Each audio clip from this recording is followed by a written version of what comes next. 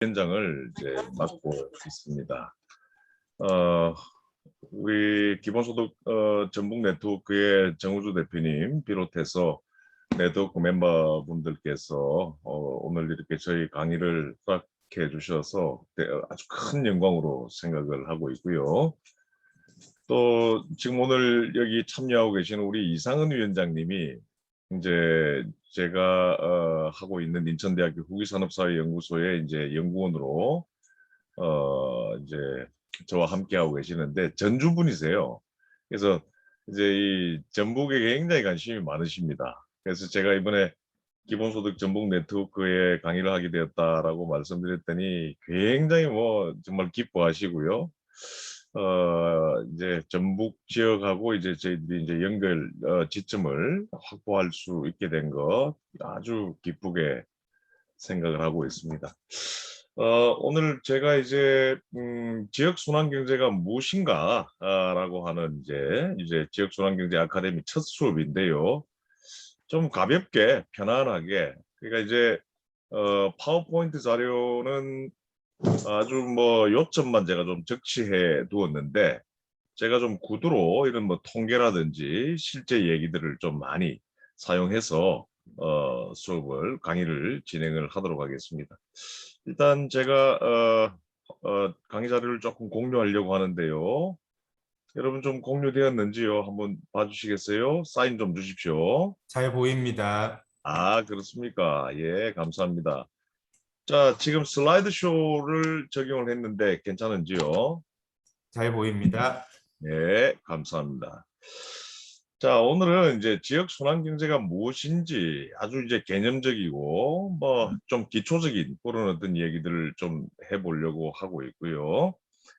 부제에서 보면 이 지역 순환 경제라고 하는 거는 비단 이제 지역 경제를 안정화시키고 지역 경제를 활성화시키는 뭐 그런 어떤 경제정책, 지역 경제정책적인 어떤 함의만 내포되어 있는 것이 아니라 지역 순환 경제 운동이라고 하는 것은 이른바 권위적이고 그리고 관료제적인 그리고 독점적인 어떤 그런 중앙과의 싸움이 된다라고 하는 것도 제가 오늘 좀 강조를 좀 드리고자 하고요. 그다음에 뭐 여러분들 이제 지역 순환 경제의 가장 이제 대표적인 한 꼭지인 지역 화폐. 이 지역 화폐 같은 경우에는 여러분 뭐 잘 아시겠지만 전북에서도 이제 지역 화폐가 많이 이제 활성화되고 있는데요.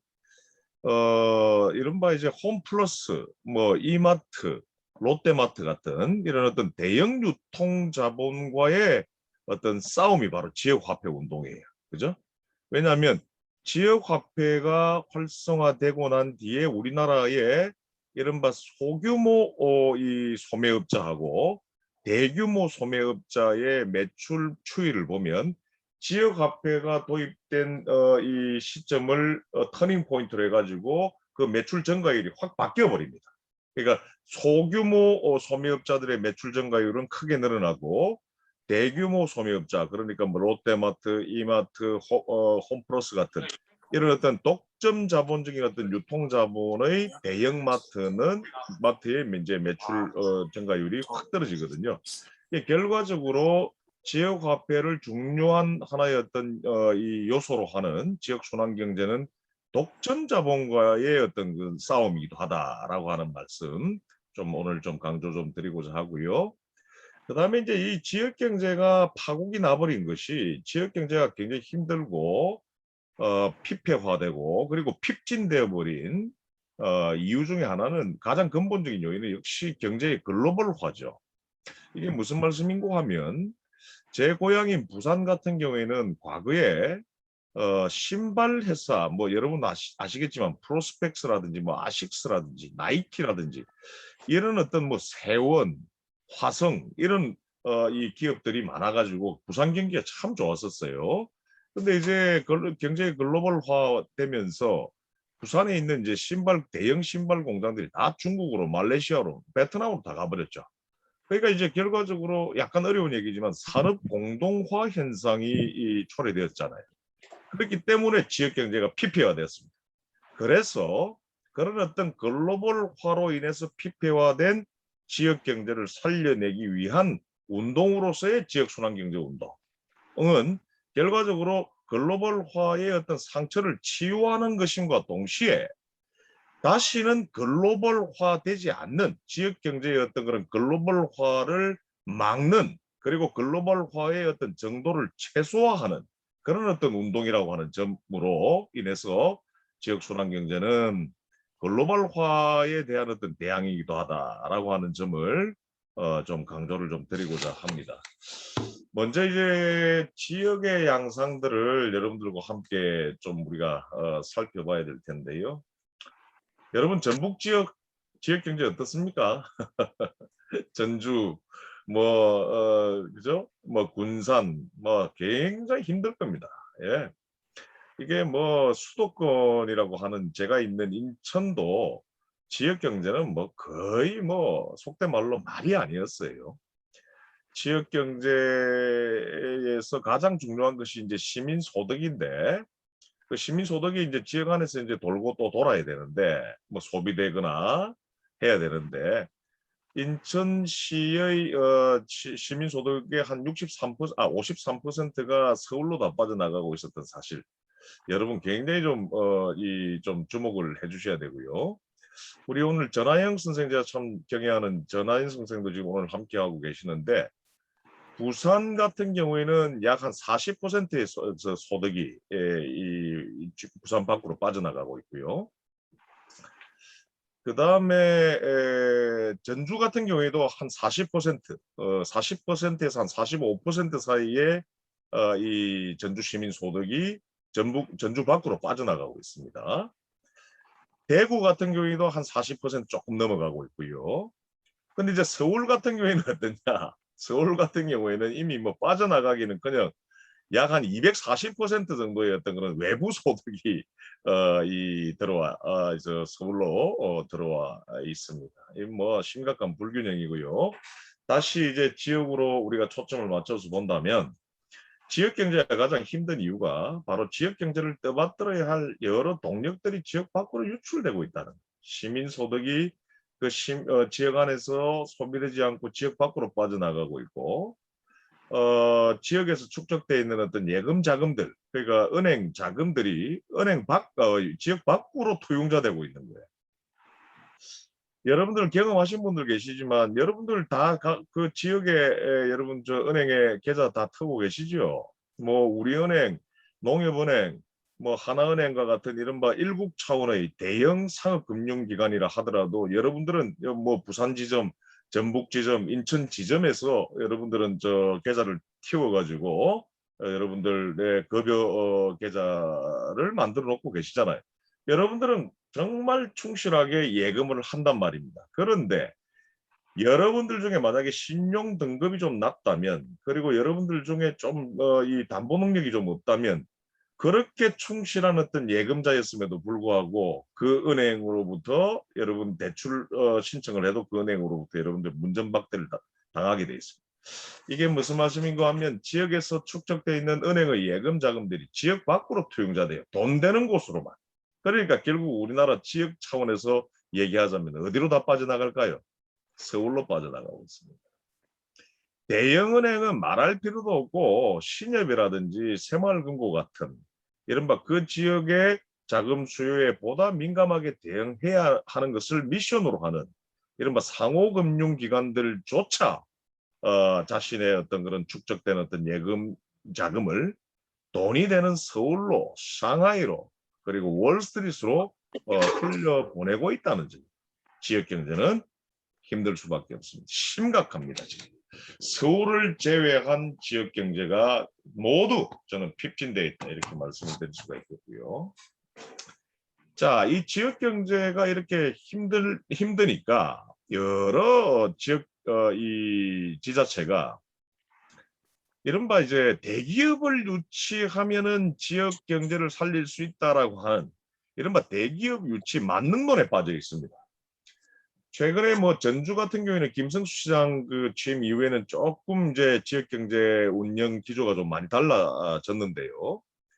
대부분의 우리나라의 지자체가 보면 대기업 유치 만능론에 빠져 있어요. 여러분 올 봄에 서울하고 부산하고 그 시장 보궐선거가 있었잖아요. 꽤 뭐 이런 정권 심판 뭐 이런 것들과 연관돼 가지고 전국의 어떤 그런 이목을 사로잡았는데 집중 전 국민의 어떤 그런 관심을 받았는데요.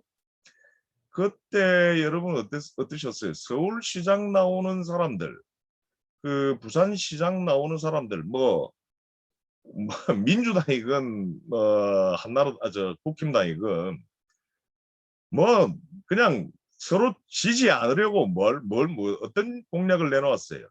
대기업을 유치하겠다. 대기업을 유치하겠다. 특히 부산 같은 경우에 더했습니다. 민주당 후보이건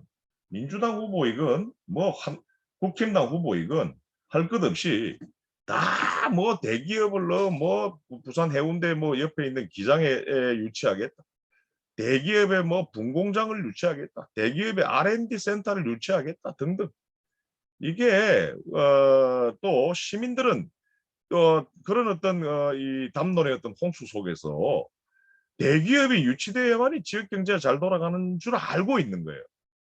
그런데 그렇지 않습니다. 이건 사실하고 다른 거예요. 여러분 잘 아시는 그 분식회계 사건으로 이 우리나라 전국을 떠들썩하게 했던 여러분 저 삼성바이오로직스가 인천 송도 국제도시에 있어요. 인천 송도라고 하는 지역에 있습니다. 근데 이제 모든 사람들이 그래요. 인천시의 경제자유구역청 사람들조차 삼성바이오로직스 본사가 인천으로 들어온 줄 알고 있어요. 그런데 페이퍼를 제가 살펴봤더니 서류를 보면 인천에 모든 몸통이 다 와 있는 건 사실입니다. 그러니까 본사가 와 있는 것 같이 보여요. 그런데 재밌는 공장도 오피스도 다 들어와 있으니까요. 그런데 서류를 보면 인천에 있는 삼성바이오로직스는 자회사고요. 그 모회사, 그러니까 이른바 본사는 어디 일산인가 파주인가 있는 유령 회사입니다. 그러니까 서류상으로만 존재하고 있는 이 회사예요. 그러니까 인천의 시민 혈세를 사용해서 인천시는 인천에 유치한 이 삼성바이오로직스를 그냥 상전 대우하면서 기업 활동하라고 모시는데, 그래서 엄청난 돈을 끌어모으는데 삼성바이오로직스는 그 벌어들인 인천에서 벌어들인 돈을 다 어디로 흘려보냅니까? 바로 서류상의 모회사인 삼성바이오로직스가 있는 곳으로 다 보냅니다. 왜냐하면 상법상 자회사는 모회사에게 특허권 사용료를 지급해야 된다든지 로얄티 사용료를 지급해야 된다든지 지식재산권 사용료를 지급해야 된다라고 하는 명분이 있습니다. 그래서 그걸 명분으로 해서 이른바 인천에서 벌어들인 돈을 인천 사람들을 고용하는데 인천의 다른 기업들로부터 원재료나 중간재를 조달하는 데 쓰지 않고 고스란히 이 지역 그 대기업의 본사가 있는 곳으로 이른바 상납해버리고 하는 거죠. 그러니까 이게 대기업이 유치되었다고 하더라도 대기업들은 아주 교활해서 본사가 유치되는 것이 아니라 이른바 상법상의 자회사를 그 지역에 유치시켜주고, 그러니까 그 지역으로 들어가게끔 하고 그 지역에서 그 뭐 상전 대우를 받아 먹어버리고 그 다음에 벌어들인 돈은 이른바 본사, 그러니까 모회사로 다 흘려보내는 그런 어떤 구조를 대기업들은 견지하고 있습니다. 그렇기 때문에 대기업을 아무리 유치한다고 해서 지역 경제에 대한 트리클다운 효과, 그 이른바 이제 낙수 효과는 전혀 작동하지 않습니다. 그리고 이제 대기업을 유치 뭐 하는 것에 지자체 정책이 이제 이 초점이 맞춰져 있다 보니까 방금 말씀드린 대로 지역 경제는 전혀 살아나지 않고 오히려 시민 혈세만 대기업 유치에 대기업을 모시는 데에 투입하고 있고요. 대기업들이 또 들어간 지역은 주로 보면 생태가 다 파괴되고 있습니다. 뭐 산이 골프장으로 바뀌고 있고요. 그 다음에 갯벌이 이른바 경제자유구역 부지로 바뀌는. 대기업 자체는 여러분도 뭐 잘 아시겠지만 기본적으로 자신들의 어떤 그런 이윤을 극대화하는 것을 목적으로 하기 때문에 그 지역의 어떤 생태, 그 지역의 어떤 그런 환경적 지속 가능성을 고려하지 않습니다. 그것을 고려했다가는 그 지역으로 가질, 그것을 고려해야만 했다면 그 지역으로 유치되지도 않는 거겠죠. 그래서 결국은 어떤 신자유주의적인 어떤 분공장 경제, 이른바 대기업 분공장을 유치해서 지역을 살려보겠다라고 하는 어떤 대기업 유치 만능론, 이건 전혀 지역 사회를 지역의 위기를 돌파하는 데 기여하지 못하고 오히려 지역을 더욱더 위기에 빠뜨리는 그런 어떤 정책적인 패러다임이다, 이렇게 말씀을 드릴 수가 있겠습니다. 여러분, 지역 공동체는 어떠한지요? 정말 심각합니다. 그러니까 우리나라의 이제 이 지역 사회학 연구를 보면요, IMF 위기 이후, 이전하고 이후를 비교해 봤을 때 우리나라 각 지역에서 원래 존재했던 여러 어떤 공동체들, 뭐 혈연적인 어떤 공동체를 떠나서 이른바 지역 공동체들이 약 30배 이상 줄었다라고 하는 통계, 이거 아주 통론으로 지금 쓰이고 있고요. 아이고, 그래도 우리 지역에 시장 가서 물건 사야지. 우리 지역의 어떤 아이고 골목 상권에 가서 물건도 사고 머리도 깎고 뭐 목욕도 해야지. 라고 하는 어떤 인식, 뭐 이런 인식들이 사실 지역 공동체적인 어떤 인식이 이었거든요. 이 그런 어떤 인식이 이제 바탕으로 되어 가지고 이른바 이제 지역민들의 어떤 지역민들 경제 선택의 공동체적인 어떤 그런 선호가 견지될 수 있었는데, 이 IMF 위기 이후에 우리 지역 사회를 떠받치고 있던 어떤 공동체가 급속하게 이제 파괴되고 붕괴되면서 지역 경제는 더욱더 악화되고 있습니다. 그러니까 지역 경제가 악화되었기 때문에 지역 공동체가 붕괴되는 어떤 루프도 가능하고, 지역 공동체가 붕괴되었기 때문에 지역 경제가 더욱더 열악해지고 있다라고 봐도 실정적으로 전혀 문제가 없을 것입니다. 지역의 위기는 공동체의 어떤 그런 붕괴로부터도 우리가 설명을 할 수가 있을 것 같고요.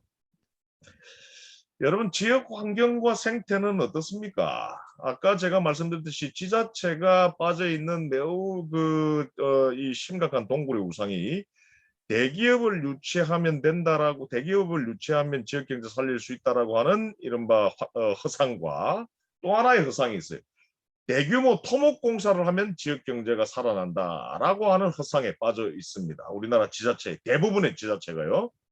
그래서 여러분, 대규모 토목공사, 삽질공사를 하게 되면 결과적으로 지역의 환경과 생태는 파괴될 수밖에 없죠. 게다가 대규모 토목공사는 누가 수주를 받습니까? 주로 자본금 400억 이상의 규모를 유지할 수 있는 대규모 독점 자본들이 주로 이 토목공사, 대형 토목공사를 독점적으로 수주하다 보니 앞서 말씀드렸던 어떤 맥락에 의거해서 더욱더 지역의 환경과 생태는 파괴되고 있죠. 이 역시 지역의 위기에 아주 중요한 한 요인이다, 이렇게 말씀을 드릴 수가 있겠습니다. 기업, 이 도시는 뭐 지금 현재 우리나라의 어떤 그런 도시는요, 중소도시 이상의 도시는 거의 기업주의 패러다임에 매몰되었다라고 해도 과언이 아닙니다. 앞서 말씀드렸듯이 기업을 유치해야만이 도시가 살아남을 수 있다라고 인식을 하고 있고요. 게다가 또 기업과 같이 도시가요, 이른바 경쟁력을 갖추기 위해서는 해외 여러 어떤 그런 투자 자본들, 해외 자본들 또는 막 국내의 어떤 그런 대규모 재벌 자본들을 유치할 수 있는 이른바 경쟁력을 가져야 됩니다. 즉 기업과 같은 기업 경쟁력을 가져야 된다라고 하는 이 패러다임에 우리나라 도시, 즉 지자체는 빠져 있어요. 그러다 보니까 이제 이 뭐 인프라스트럭처를 구축하는 이른바 대형 토목공사에 매몰될 수밖에 없게 되는 것이고요. 그 다음에 이제 뭐 스마트 시티라든지 하는 등등 이 도시의 어떤 그런 이 뭐라 그럴까요? 이 질을 뭐 높이겠다라고 하는 여러 어떤 도시 컨셉들을 내세우고 있는데, 그것이 다 한결같이 그것의 궁극적인 목적은 해외 자본, 재벌 자본, 대기업들을 유치하기 좋은 도시로 만들어내기 위한 하나의 어떤 명분인 것입니다. 그래서 결과적으로 기업들이 막 들어가고 그 다음에 자본들이 막 들어간 도시들은 보면 아주 이 저 부동산이라든지 그 지역의 어떤 그런 이 토지의 어떤 그런 가격 자체가 그 등락이 굉장히 심각해진 게 공통점입니다. 그러니까 뭐 경제자유구역이라고 하는, 그러니까 뭐 인천에서도 경제자유구역을 하고 있고 부산도 경제자유구역을 하고 있고 그다음에 뭐 여러 뭐 광양에서도 하고 있고요. 군산은 저 전북은지 저 언저리에서도 지금 경제자유구역 정책 같은 것들을 펼치고 있는데, 경제자유구역 정책이 바로 이제 기업주의적 도시정책의 대표적인 케이스고요. 그러니까 투자자본들 또는 기업들을 대기업들을 유치하기 위한 어떤 하나의 어떤 도시정책, 개발정책인데, 그런 도시들을 가보면 한결같이 부동산 가격의 어떤 등락이 굉장히 어떤 불안정합니다. 플럭추에이션이 굉장히 불안정하고, 그러다 보니까 이제 이루어지고, 투기가 이루어지니까 그 지역은 기본적으로 경제적으로 불안정한 공간이 될 수밖에 없다는 거죠. 이런 측면에서도 이런 어떤 기업주의적인 어떤 패러다임이 만연되어 있는 도시, 이 역시 바로 지역의 위기를 얘기해주고 있는 아주 중요한 어떤 실증적 현상이다. 이렇게 말씀을 드릴 수가 있겠습니다. 여러분, 농촌은 어떠한지요? 여러분 혹시 오늘 이 자리에 계신 분들 중에서 농촌에 계시는 분들 계시는지요? 농, 박대선 님이 완주에 계십니다. 예, 그러시군요. 자, 도시경제도 그럴할진데요. 농촌은 아까 우리 이상훈 위원장께서 강의하시기 전에 거의 지역 소멸이란 말씀, 지방 소멸이란 말씀을 쓰시던데, 농촌은 이제 거의 소멸 위기에 빠졌습니다. 뭐 위기가 아니에요. 이제 소멸되고 있습니다. 예. 내년쯤 이제 정권이 어떻게 구축될지 모르겠는데, 문재인 정부가 사실은요, 우리나라의 이 군 이하의 어떤 그런 농촌, 그러니까 업, 면, 리, 그죠? 군 이하의 농촌의 약 한 30% 정도를 정리하려고 했습니다. 그러니까 이제 그 바로 위에 있는 기초자치단체, 시하고 합병을 시키려고 했어요. 그러니까 이제 결과적으로는 그 군이 없어지게 되는 거죠. 저는 이게 참 재밌게도 이게 일본에서 이런 어떤 뭐 시정촌, 일본에서는 이제 뭐 군을 정이라고 그러고요. 그러니까 일본식의 어떤 군, 업, 면, 리라고 하는 어떤 행정 단위가 있는데, 이걸 이제 약 한 45% 정도 정리를 했어요. 합병을 했습니다. 근데 그걸 누가 했냐면 여러분 잘 아시는 고이즈미 때부터 지금 아베에 이르기까지, 그러니까 일본의 우파 정권, 신자유주의적인 어떤 그런 국가 재정 정책을 견지하는 일본의 우파 정권들이 주로 이제 작은 지자체들을 통폐합하는 그런 어떤 정리를 했습니다.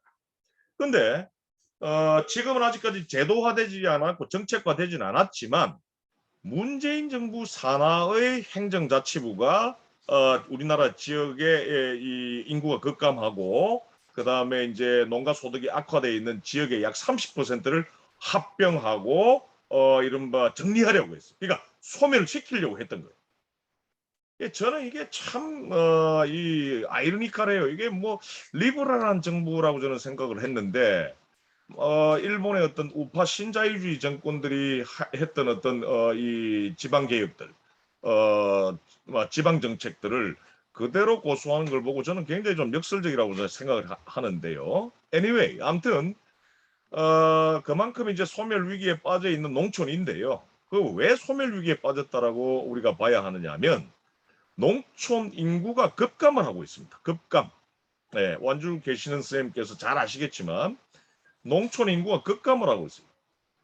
그 다음에 급감하는 것도 이 심각한 문제인데, 농촌 인구가 고령화되고 있습니다. 급속히.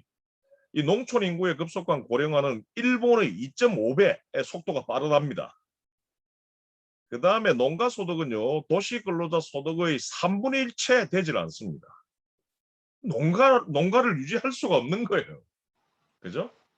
그래서 인구 차원에서 볼 때도 농업 경제, 농촌 경제 차원에서 볼 때도, 그리고 농촌에서의 어떤 공동체 붕괴라고 하는 이른바 농촌 사회적인 어떤 측면에서 볼 때도 농촌은 분명히 소멸 위기에 빠져 있습니다. 그렇다고 해서 이 농촌의 어떤 소멸 위기에 빠져 있는 농촌을 어떤 자기 완결적인 어떤 이 경제 공간으로 만들 수 있도록 지원해 주는데 정책이 초점 맞춰져야지 농촌을 정리해 버리겠다라고 하는 어떤 문제의식, 문재인 정부의 어떤 행정자치부가 가지고 있는 문제의식은 우리가 저항해야 될 부분이다. 이런 말씀을 좀 여담으로 좀 드리겠고요.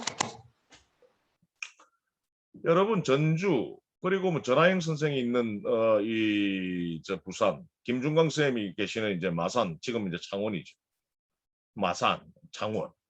여러분 그 지역은 어떠한지요? 그 지역에서 그 지역 정책 그 도시 경영의 어떤 주권은 누가 가지고 있습니까? 우리 한번 편하게 얘기를 한번 해보시자고요. 이상훈 위원장님 인천에 계시는데 인천의 도시 경영의 어떤 주권 권력은 누가 가지고 있습니까?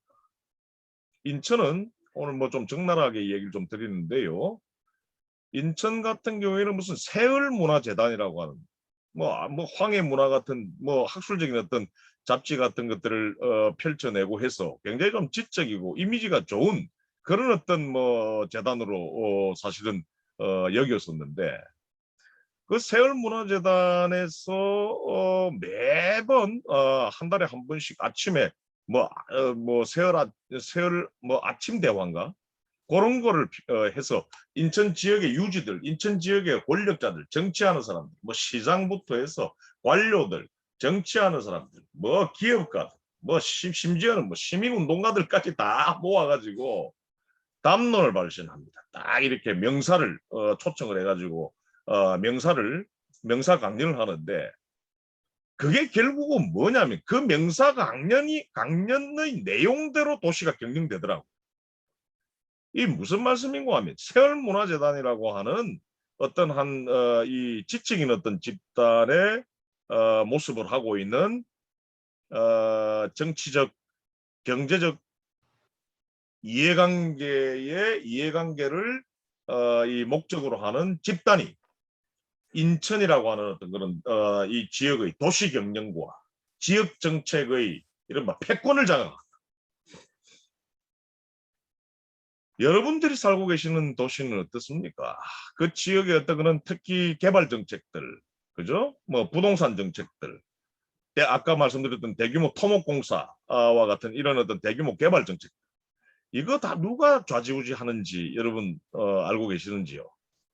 시장이 이걸 독점적으로 이 배타적으로 이제 이 주관한다? 그렇지 않습니다. 그 시장을 움직이는 누군가가 있습니다. 바로 이 정치경제학에서는 바로 이걸 지역의 성장연합이라고 그럽니다.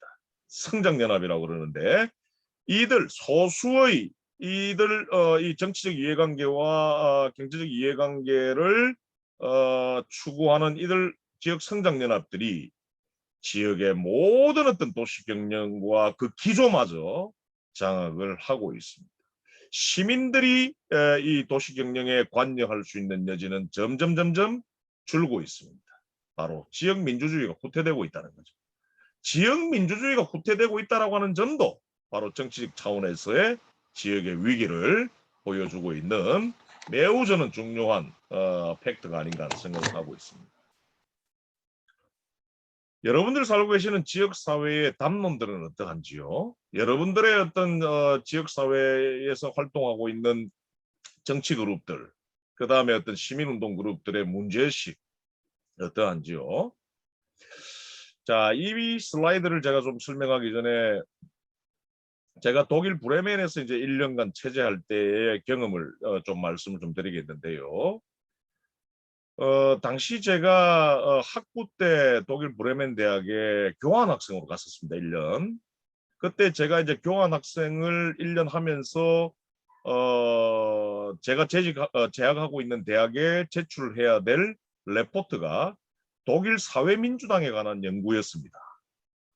그래서 그 독일 브레멘에서 만난 지식인들 있잖아요. 브레멘 대학의 교수들, 그리고 독일 브레멘에서 활동하고 있는 녹색 운동가들, 다스 그린넨, 녹색당, 그 다음에 에스페데, 독일 사회민주당, 그 다음에 독일 민주사회당이라고 과거에 이제 공산당이 있어요. 동독 공산당이 PDS의 관계자들을 만났어요. 그러니까 굉장히 다들 지식이 있는 사람들입니다. 그런데 제가 그 사람들과 만나가지고 독일 사회민주당은 어떤 이 뭐 예를 들어서 재정 정책의 기조는 무엇이고 경제 정책의 기조는 무엇이며 환경 정책의 기조는 무엇인지를 물어봤습니다. 인터뷰를 했어요. 그랬더니 이 양반들의 답은 한결같이 나는 브레멘 사회민주당이기 때문에, 나는 브레멘 녹색당이기 때문에, 나는 브레멘 PDS이기 때문에 독일 사회민주당, 독일 녹색당, 독일 민주사회당의 정책은 잘 모른다. 그 사람들이 어떤 담론을 내놓고 있는지 잘 모른다. 대신에 내가 해줄 수 있는 얘기는 브레멘 녹색당이, 브레멘 독일 사회민주당이 어떤 정책을 지향하고 어떤 운동을 지향하는지는 말을 해줄 수가 있겠다라고 얘기를 하더군요. 여러분 이제 눈치채셨습니까? 그만큼 독일이라든지 가까운 나라 일본이라든지 뭐 독일뿐만 아니라 유럽 전반의 이 그 지역에서 여러 지역에서 생산되고 이 구축되는 담론과 지식과 문제의식은 굉장히 지역화되어 있습니다. 지역에 착근되어 있어요. 담론이 하향화되어 있습니다. 근데 우리나라는 여러 지역에 가도 그 지역의 어떤 경제를 살리고자 하는 어떤 정책들, 그 지역의 공동체를 복원하고자 하는 어떤 정책과 실천보다도 지역의 뭐 조국 사태가 어떻는지, 윤석열의 어떤 뭐 고발 사주가 어떠한지, 그 다음에 뭐 등등 뭐 이런 어떤 이른바 문제의식과 실천과 그리고 지식과 담론이 다 중앙화되어 있지 지역화되어 있지 않다는 거죠. 저는 이걸 우리나라는 어떤 소사이어티, 사회 자체가 중앙 집중화되어 있다. 중앙화되어 있다. 사회가 이렇게 지역별로 분산화되어 있어야 되는데 지역이 중앙화되어 있다. 그래서 시민들의 지자체의 심지어는 지자체까지도 그리고 지역에 어떤 정치한다는 사람들까지도 그 문제의식과 그들이 어떤 접하고 그들이 발신하는 어떤 담론이 지나치게 일국 차원으로 편성되어 있다는 것입니다. 그래서 앞서 제가 말씀드렸듯이 부산시장 보궐선거를 제가 보고 있자니 이게 부산시장 선거인지 뭐 이런 어떤 중앙의 뭐 중앙당의 어떤 그런 당 대표 선거인지를 모를 정도였습니다. 막 이슈 자체가 완전히 중앙화되어 있는 어떤 뭐 조국 사태에 대한 어떤 공방이라든지 정권 심판에 관한 공방에 지역의 여러 운동가들과 정치하는 사람들 그리고 심지어는 일반 시민들조차 그런 어떤 중앙화된 담론에 매몰되어 있다는 거죠. 지역을 바로 보지 못한다는 것입니다. 지역을 볼 수 있는 어떤 지성과 팩트로부터 가로막혀 있다는 거죠. 이건 지역의 위기를 유발하는 아주 심각한 저는 우리 한국적인 부의 마이너스의 경로 의존성이다. 저는 그렇게 생각을 합니다. 그러니까 정치판도 항상 보면 지역화되어 있지 않고 중앙화되어 있습니다. 제가 최근에 여러분 아시는 노동당이라고 하는 좌파 진보정당에 가서 강의를 할 때 제가 이 얘기를 뼈아픈 얘기를 좀 했습니다. 굉장히 뭐 많은 분들이 이제 공감을 해주시던데 제가 어떤 얘기를 했냐면 일본 공산당은 보니까 각 지역에 있는 일본 공산당의 어떤 일본 공산당은 여러분 굉장히 좀 급진적인 이제 좌파 정당이죠. 그런데 지방선거에서는 매번 대약진하고 있거든요. 그러니까 뭐 동경도 같은 경우에는 약 한 30% 정도, 한 25% 정도가 일본 공산당 의원들입니다. 동경도 의원들 보면. 그러니까 이게 이 일본 공산당의 어떤 그런 지역 활동들을 보면요. 중앙화된 담론 한마디도 꺼내질 않습니다. 그러니까 중앙의 일본 공산당은 소비세 5%, 7%를 올린 거를 막는다. 이게 이제 지금 메인 슬로건인데 지역의 지역의 이 일본 공산당의 뭐 포스터나 슬로건을 보면은 소비세 저 인상하는 거 반대한다라고 하는 중앙의 일본 공산당의 슬로건 전혀 쓰지 않습니다. 그 지역의 문제에 깊이 파고들고 그 지역의 문제에 착근돼 있어요. 그런데 우리나라 좌파 정당들, 뭐 진보 정당들 한번 보십시오. 노동당이건 뭐 정의당이건 그 지역마다의 어떤 슬로건이 없습니다. 그 지역의 문제를 해결하기 위한 구체적인 아주 스페시픽한 지역의 어떤 착근된 그런 어떤 언어가 없는 거예요. 그죠? 전부 뭐 조국이니 뭐니 이런 얘기들만 하고 있다는 겁니다. 그래서 노동당도 반성해야 된다는 제가 얘기를 좀 했었는데 많은 분들이 공감을 해 주었습니다. 우리 사회는 중앙집중화되어 있습니다. 해서 담론이 지역화되지 못하고 있습니다. 같은 얘기고요. 그 다음에 이제 국가 지역 정책이 실패한 것도 저는 지역의 위기를 초래하는 아주 중요한 요인이다 하는 생각을 하고 있는데요. 여러분 오해 마시길 바랍니다. 저는 국토 균형 발전이라고 하는 개념을 전적으로 지지하는 사람입니다. 노무현 정권과 문재인 정권이 이 기치로 내걸고 있는 국토 균형 발전, 저 전적으로 지지하는 사람이에요. 그런데 그 국토 균형 발전을 달성하기 위해서 그 두 정권이 실행해온 관련 정책들은 저는 완전히 실패했다고 저는 보고 있습니다. 왜 실패인지 잠깐 말씀드릴게요. 우리나라 국토 균형 발전 또는 뭐 국가 균형 발전 정책은 주로 혁신도시 건설 사업에 다 치중되어 있습니다. 그죠? 각 지역에 우리나라 각 전체 국토에서 국토 각 지역에 한 10개 정도의 혁신 도시를 곳곳에 건설해 놓으면 국토가 균형적으로 발전된다라는 문제식.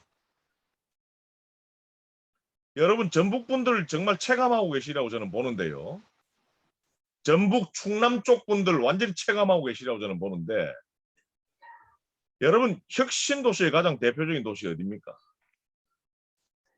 세종시죠. 그죠? 세종시 만들고 나니까요.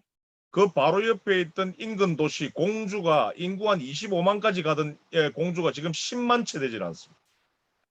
여러분. 이게 무슨 말씀인고 하면 지금 노무현 정부에 이어서 문재인 정부가 국토 균형 발전, 국가 균형 발전이라고 하는 명분으로 치고 나가고 있는 혁신도시 건설 사업 때문에 곳곳의 혁신도시가 그 인근의 농촌을 완전히 무너뜨리고 있습니다. 그 지역 인근의 소도시들을 완전히 붕괴시키고 있어요. 이른바 국가균형발전, 국토균형발전이라고 하는 이른바 정책으로 되레 농촌과 소도시들을 완전히 폐폐화시키고 있는 역사를 낳고 있다.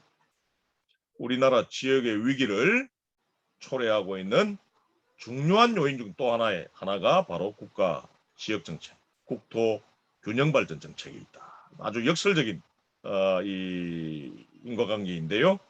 여러분들 인지하셨으면 좋겠습니다. 뭐 요 문제 아까 같은 얘기인데 뭐 지자체가 대기업 유치 망명문에 빠져 있고 그죠? 그다음에 토목공사형 도시개발을 해야 뭐 지역을 살릴 수 있다라고 하는 이른바 이제 이 낡은 이 패러다임에 빠져 있는 뭐 이걸 저는 지역 정책의 부의 경로우선성이다라고 표현을 하고 있습니다. 뭐 지금까지 얘기했던 것과 맥락을 같이 하기 때문에 스킵을 하도록 하고요. 우리 정우주 대표님도 제가 알기로 연구자이시거든요. 의학 연구자이신데 저는 지역의 위기를 초래하고 있는 또 다른 하나의 중요한 요인이요. 지역을 테마로 하는 연구가 우리나라에는 부재합니다. 일본 같은 경우에 이 지역 경제에 관한 어떤 연구가 굉장히 활성화되어 있는 나라인데요. 우리나라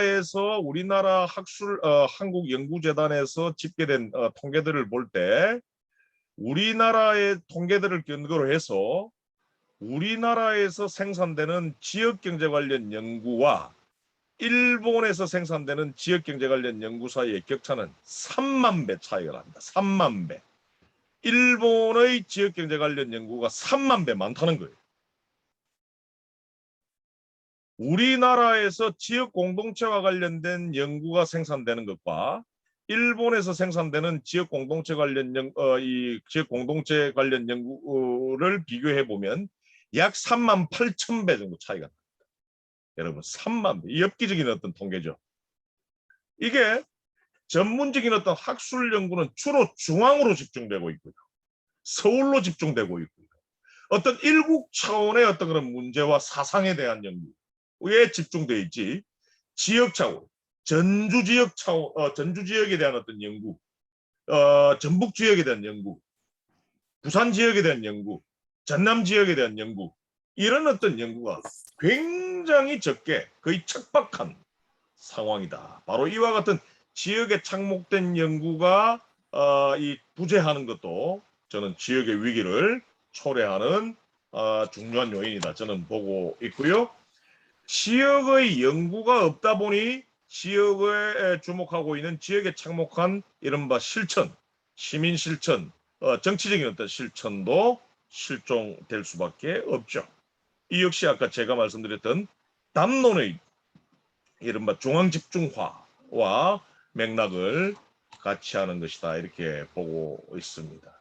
저는 개인적으로 정우주 대표님이 대표로 계시는 기본소득 전북 네트워크가 기본소득이라고 하는 것을 키워드로 네트워킹하고 있는 조직이지만 지역의 문제, 지역과 관련된 어떤 실천적인 문제를 어떤 것으로 설정해야 하는지 하는 그 고민, 그런 어떤 지역적 고민, 그 실천적 고민에 사실 저는 경의를 표한 적이 있습니다. 제가요, 개인적으로. 그래서 그런 맥락에서 굉장히 이 지역에 착목한 어떤 실천 자체가 굉장히 귀한데요. 이건 앞서 말씀드렸듯이 담론이 일국화되고 중앙화되어 있기 때문에 지역에 착목한 연구도 그리고 실천도 실종되었다라고 말씀을 드릴 수가 있겠고 그렇게 또 봐야 된다는 말씀을 드리겠습니다.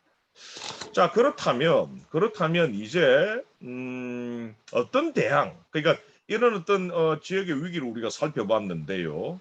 그렇다면 이제는 지역을 살려내기 위해서는 어떤 이 대항의 기조가 필요한 것에 대해서 몇 가지 좀 여러분들과 함께 나누고자 합니다. 먼저 제가 오늘 좀 많이 강조했죠. 담론이 지역화돼야 됩니다. 예. 기본소득 전북 네트워크에서 언급되고 있는 기본소득은 중앙화된 어떤 그런 기본소득보다도 두루뭉술한 어떤 기본소득보다도 전북형 기본소득이 돼야 된다는 거예요. 그러기 위해서는 전북의 여러 지역 문제에 대한 어떤 통찰이 먼저 선제돼야 될 필요가 있겠지요. 그렇듯 담론이 지역화돼야 됩니다. 그러니까 구체적인 어떤 지역 문제에 초점을 맞춰서 지역 차원의 해결책을 제시하는 이런 어떤 지적인 경로우전성이 이제 구축돼야 될 필요가 있고요. 물론 실천의 경로우전성도 구축돼야 됩니다. 그 다음에 지역 연구의 거점이 구축돼야 돼요. 뭐 당연히 전북에는 전북대학이라고 하는 이 굴지의 이 명문 국립대학이 있습니다. 그럼에도 불구하고 전북대학에서 생산되고 발신되는 지역 연구는 별로 없습니다, 여러분. 부산대학에서 발신되는 지역 연구 별로 없습니다. 일국 차원의 중앙화된 어떤 담론과 연구가 주를 이룹니다. 그래서 지역에 착근된 연구의 거점이 구축돼야 되는 것 아주 중요한 과제일 것이고요. 그 다음에 어떤 현상과 어떤 문제 그리고 어떤 사상을 생각하고 고찰하고 고민할 때 있어서 청위중청성이라고 하는 것이 굉장히 저는 중요하다고 저는 봐요. 예를 들어서 기본소득이라고 하는 어떤 현상과 문제 그리고 이슈를 우리가 생각할 때도 그 기본소득의 백그라운드에는요. 내셔널 차원의 논리만 있는 게 아닙니다. 우리나라의 뭐 소득 불평등이 심화되었다라고 하는 이른바 내셔널한 차원의 어떤 그런 청위적인 이 문제만 있는 것이 아니라 글로벌 차원에서의 문제의 백그라운드도 있고 로컬한 차원에서도 그 어떤 배경과 원인이 있는 거예요. 그러니까 글로벌한 차원에서는 당연히 글로벌한 차원에서는 뭐 시장 경제가 더욱더 심화되고 신자유주의가 우리 일국 차원에서 더욱더 심화된다라고 하는 이른바 글로벌한 측면에서의 이 요인이 있기에 기본소득이 제기되는 것이고요.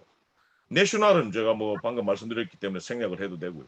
로컬한 차원에서 그 지역에서 지역 경제를 살려내기 위해서 시민소득을 지역 시민소득을 더욱더 탄탄하게 구축해 줄 필요가 있다라고 하는 로컬 차원의 어떤 백그라운드도 존재하고 있기 때문에 기본소득이라고 예를 들어서 기본소득이라고 하는 하나의 사상, 하나의 어떤 현상, 하나의 어떤 이 문제를 인식하는 데 있어서는 글로벌한 측면과 내셔널한 측면 그리고 로컬한 측면을 동시에 중층적으로 고찰을 해야 될 필요가 있다. 이게 바로 운동가와 지식인들 그리고 정치를 하는 사람들에 있어서 매우 중요한 저는 새로운 어떤 인식론이다. 저는 그렇게 보고 있습니다. 제가 뭐 실명을 밝히지는 않겠습니다만 제가 존경하는 헨리 조지스트들이 있어요. 헨리 조지스트들 보면은 우리나라의 그 부동산 문제에 대해서 아주 적확한 이른바 분석을 해내고 있고 아주 중요한 어떤 뭐 예를 들어서 토지 가치세, 토지 보유세 같은 아주 중요하고 아주 유효한 그런 어떤 정책 대안들을 이제 제시하는 저는 아주 존경하는 이제 이 그룹들인데 그 사람들의 가장 약점 중에 하나가 내셔널한 차원에서만 토지 문제를 고려하고 있고 내셔널한 차원에서만 대안을 제시하고 있어요. 그러니까 그 대안을 중청화해내지 못하고 있는 거예요. 그러니까 로컬 차원의 대안도 같이 동시에 내야 되는데 늘 항상 일국 차원. 그런 여담으로 흘러갔습니다만 어떤 사상을 우리가 인식할 때 있어서 청이중청성을 이 고려해서 접근하는 것 굉장히 저는 중요한 인식론이다 이렇게 인식의 방법론이다 이렇게 말씀을 드릴 수가 있겠고요. 그다음에 앞서 제가 뭐 조금 노골적인 인천 얘기까지 제가 좀 드렸는데요.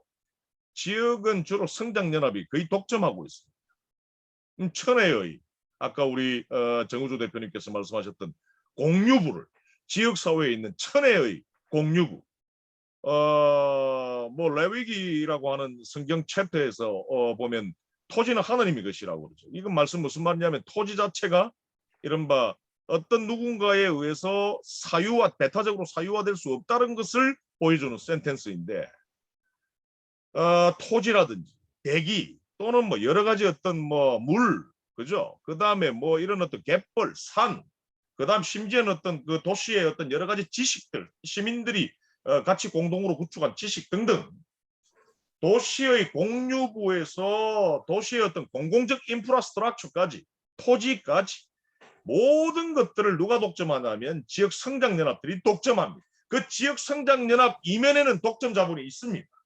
분명히 있습니다. 그리고 정치꾼들이 있는 것이고요.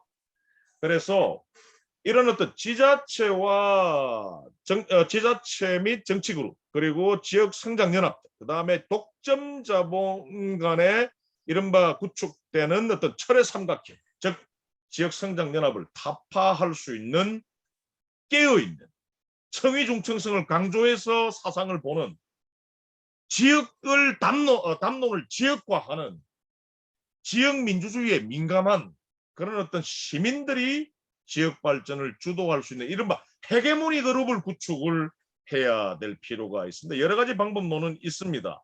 뭐 시민사회 운동을 통해서 그리고 또는 어떤 지자체의 어떤 그런 위원회를 장악하는 것 등등을 통해서 하는 뭐 여러 가지 이제 방법론이 있겠습니다만 저는 지역 사회의 어떤 도시 경영을 주도할 이 시민 그룹들이 저는 헤게모니 이 블록을 형성을 시켜내어야 한다는 것이 바로 지역의 위기를 타파할 수 있는 대항적 기조 중에 하나다 이렇게 말씀을 드릴 수가 있겠습니다. 같은 맥락의 얘기지만 이제 보다 더 조금 풍요롭게 지역 민주주의를 제도화해야 될 필요가 있겠고요. 예를 들어서 주민자치를 더욱더 성숙시켜야 됩니다. 주민자치 그리고 주민 참여 시스템 이런 것들을 더욱더 활성화시켜내야 됩니다. 유럽에서는 각 모든 지역에 가면 코프로덕션이라고 하는 이 개념을 많이 써요. 그래서 저는 이게 코프로덕션이 처음에는 대학원 당시에는 이게 직접적인 생산 과정에서의 어떤 개념인 줄 알았습니다. 뭐 이런 코프로덕션 그러니까 공동 생산이라고 하는 어떤 개념이 저는 뭐 A 기업과 B 기업이 뭐 같이 공동 생산하는 뭐 그런 개념인 줄 알았는데 참 제가 정말 무식했던 거죠. 이 코프로덕션이 바로 협치입니다. 그러니까 지자체와 시민이 함께 정책을 결정하는 것을 주로 이제 코프로덕션이라고 그러는데 이런 어떤 코프로덕션 체제를 하루빨리 제도화하고 활성화해야 될 필요가 있습니다. 그것이 바로 이제 지역을 살리는 중요한 기조로 이어질 것이라고 저는 보고 있고요. 자, 이제 서서히 이제 오늘 제가 말씀드리고자 하는 지역 순환 경제로 좀 가보고자 하는데, 아까 제가 이제 맨 모두의 지역의 위기를 지역 경제의 위기에서부터 한번 설명드렸죠, 그죠? 그 지역 경제의 위기는 무엇 때문에 초래되었습니까? 지역 안에 있는 경제적인 동력들이 다 지역 밖으로 빠져나가기 때문에 지역 경제 위기가 초래되었다는 말씀 드린 바가 있습니다. 바로 지역 안에 있는 여러 경제적인 동력들, 시민 소득들, 그 다음에 여러분 지역 기업들의 어떤 조달력, 그죠? 지역 기업들의 조달력.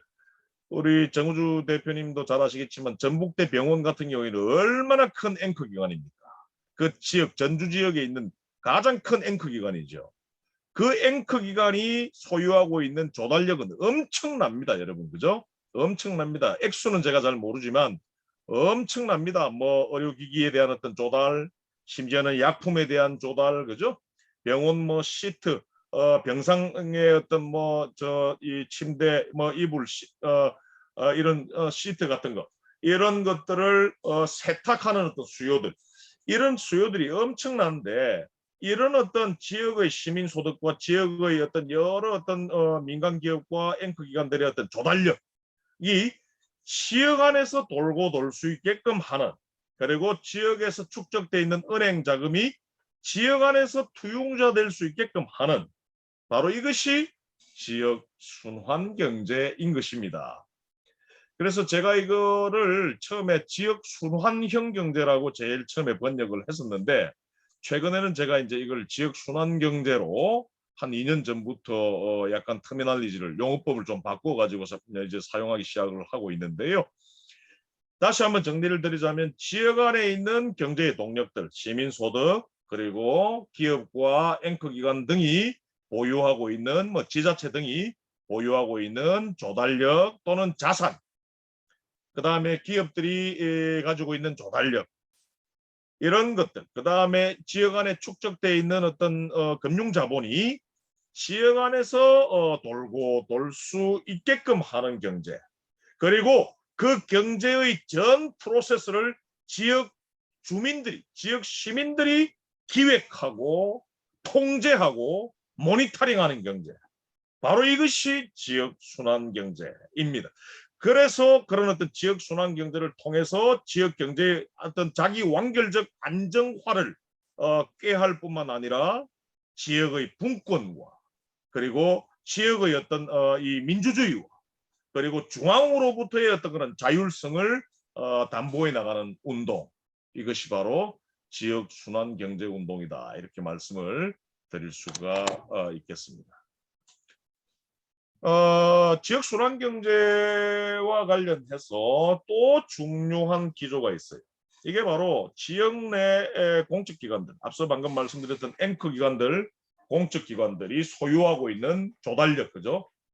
그 다음에 어떤 뭐 자산, 그 다음에 지역의 민간 기업이 또 가지고 있는 어떤 조달력, 이런 어떤 뭐 자산, 이런 것들이 지역 내에서 사회적으로 공유될 수 있게끔 하는, 바로 이런 어떤 운동이 또 지역 순환 경제의 매우 중요한 한 축을 이루고 있습니다.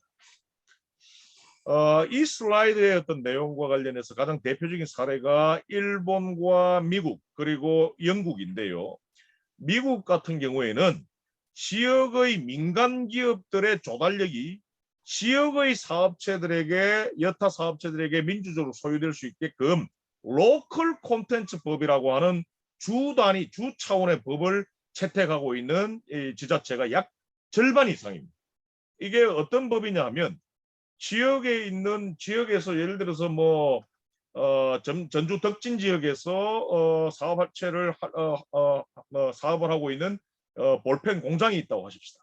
그러면 그 볼펜 공장은 그 지역 안에서 볼펜용 심을 만드는 사업체로부터 반드시 조달하게끔 하는 조례를 만들 수 있다는 거죠. 이게 바로 미국식 로컬 컨텐츠법이고요. 그 다음에 일본의 지방자치단체 66%가 지금 제정해 놓은 지역 중소기업 진흥조례라고 있습니다. 이 지역 중소기업 진흥조례가 무엇인고 하면 지역의 중소기업이 사업을 할 때, 생산을 할 때 그 지역의 같은 지역의 여타 기업으로부터 일정 액수 이상의 이른바 조달을 꾀할 것을 의무화되어 있다. 의무화하는 것이 바로 일본 지역 지자체 66%가 지금 제정하고 있는 지역 중소기업 진흥조례이고요. 그 다음에 영국 같은 경우에는 노동당이 이 정치적인 어떤 압승을 한 이후에 노동당 시장이 이 정치에서 지방선거에서 승리한 지역을 중심으로 해서 어떤 운동들이 펼쳐지고 있냐면 지역 내 앵커 기관들의 거대한 조달력, 아까 말씀드렸던 지역 내 대형 병원이라든지 지역 지자체라든지 지역 내 여러 지자체 산하 공적 공기업이라든지요. 그 다음에 공공성이 강한 어소시에이션, 그러니까 협회 조직들, 이런 어떤 조직들이 지역 안에 그들의 어떤 조달력을 지역 안의 사업체들에게 매칭하는 이른바 조례를 한결같이 제정을 해서 지금 실천에 들어가 있고요. 그 다음에 한 걸음 더 나아가서 영국 같은 경우에는 지역의 앵커 기관들과 공적 기관들이 가지고 있는 이른바 지식, 정보, 인적 자원, 그 다음에 금융 자본, 부동산 자본과 같은 이런 어떤 여러 가지 유무형의 자산을 지역 내에 있는 사회적 협동조합들에게 매칭시켜주는, 사회적으로 공유하는 것을 의무화하는 법안을 이 조례를 마련했습니다. 그래서 굉장히 이제 영국의 노동당이 집권한 지역 프레스톤이라든지요, 이런 어떤 지역에서 이 지역 순환 경제가 아주 선명하게 지금 이제 작동되고 있는데, 바로 이와 같이 지역 내 공적 기관, 앵커 기관, 민간 기업의 조달력과 자산을 민주적으로 소유하는 것, 지역주의적으로 소유하는 것, 사회경제적으로 소유하는 것, 바로 이것이 지역순환경제가 추구하는 중요한 두 번째 이 목적이다, 이렇게 말씀을 드릴 수가 있겠고요. 뭐 이미 지금 방금 전 슬라이드에서 제가 이미 설명을 좀 드렸습니다만, 지역에서 이제 창출되는 사회적 잉여, 그러니까 앞서 제가 좀 비판적으로 말씀드렸죠. 예를 들어서 인천 같으면은 인천 삼성바이오로직스가, 그죠? 인천시의 대대적인 어떤 이 행재적 지원을 받고 편하게 상전 대우 받아가면서 지금 이제 사업 활동하고 있죠. 예, 그 옆에 셀트리온도 마찬가지입니다. 정말 편하게 뭐 돈 엄청 버립니다, 그죠? 그 지역에서 창출된 사회적 잉여, 그러니까 이제 독점 자본들의 잉여, 이윤들 또는 어떤 조세들, 이런 것들이 바로 지역 안에 재투자될 수 있게 해야 된다는. 지역 내 재투자라는 말은 지역 안에 다른 여타 기업, 향토 기업들로부터 원재료를 조달한다든지 중간재를 조달한다든지 아니면 최종 세트 최종 세트 상품을 이 조달한다든지 하는, 지역 안에 재투자할 수 있게끔 해야 되고요. 그 다음에 뭐 예를 들어서 전주에 가면 뭐 우리은행이 있겠죠. 우리은행 전주 뭐 덕진 지점이 있습니다. 전북대 지점이 있습니다. 그러면 그 전북대 지점의 우리은행은 전북대와 그 전북대 인근의 사람들의 예금으로 돈놀이를 합니다. 그죠? 그렇게 하는 만큼 그들은 지역에서 확보한 예금 자금을 그 지역민들의 자금 수요에 적극적으로 매칭해야, 이런 것들을 의무화하는 지역 차원의 법안, 이른바 조례가 필요하다. 미국은 참고로 미국은 1977년에 커뮤니티 리인베스트먼트 액트라고요, 이른바 금융기관에 한해서만 지역 재투자를 의무화하는 연방정부 차원의 법안이 제정된 바 있고요.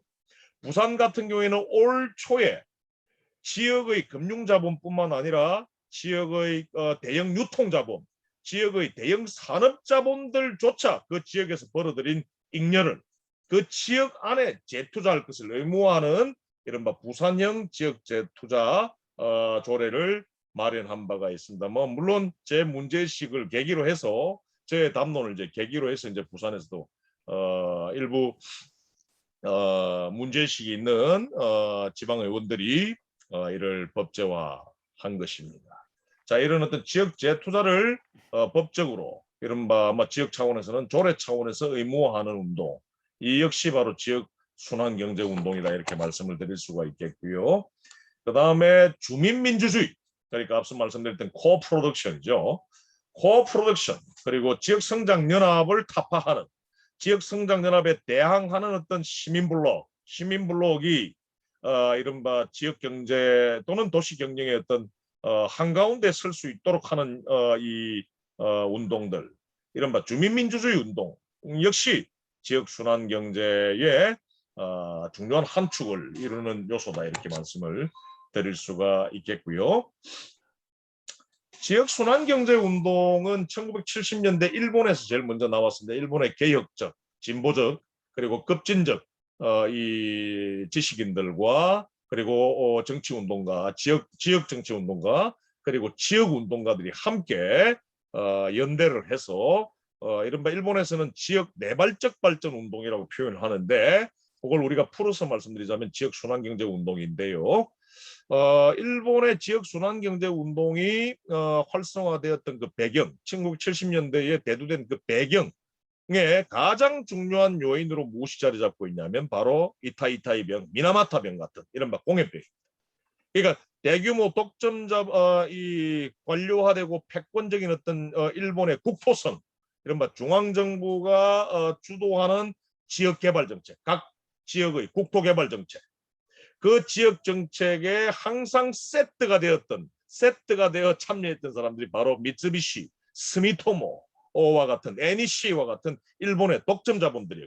그 독점 자본들이 이른바 이 관료화되고 패권적인 어떤 중앙정부가 주관하는 지역 정책의 수혜를 보게 되고, 그들이 각 지역에서 막무가내 이른바 막가파식의 지역 개발을 하면서 이윤극대화를 해야 되니까요.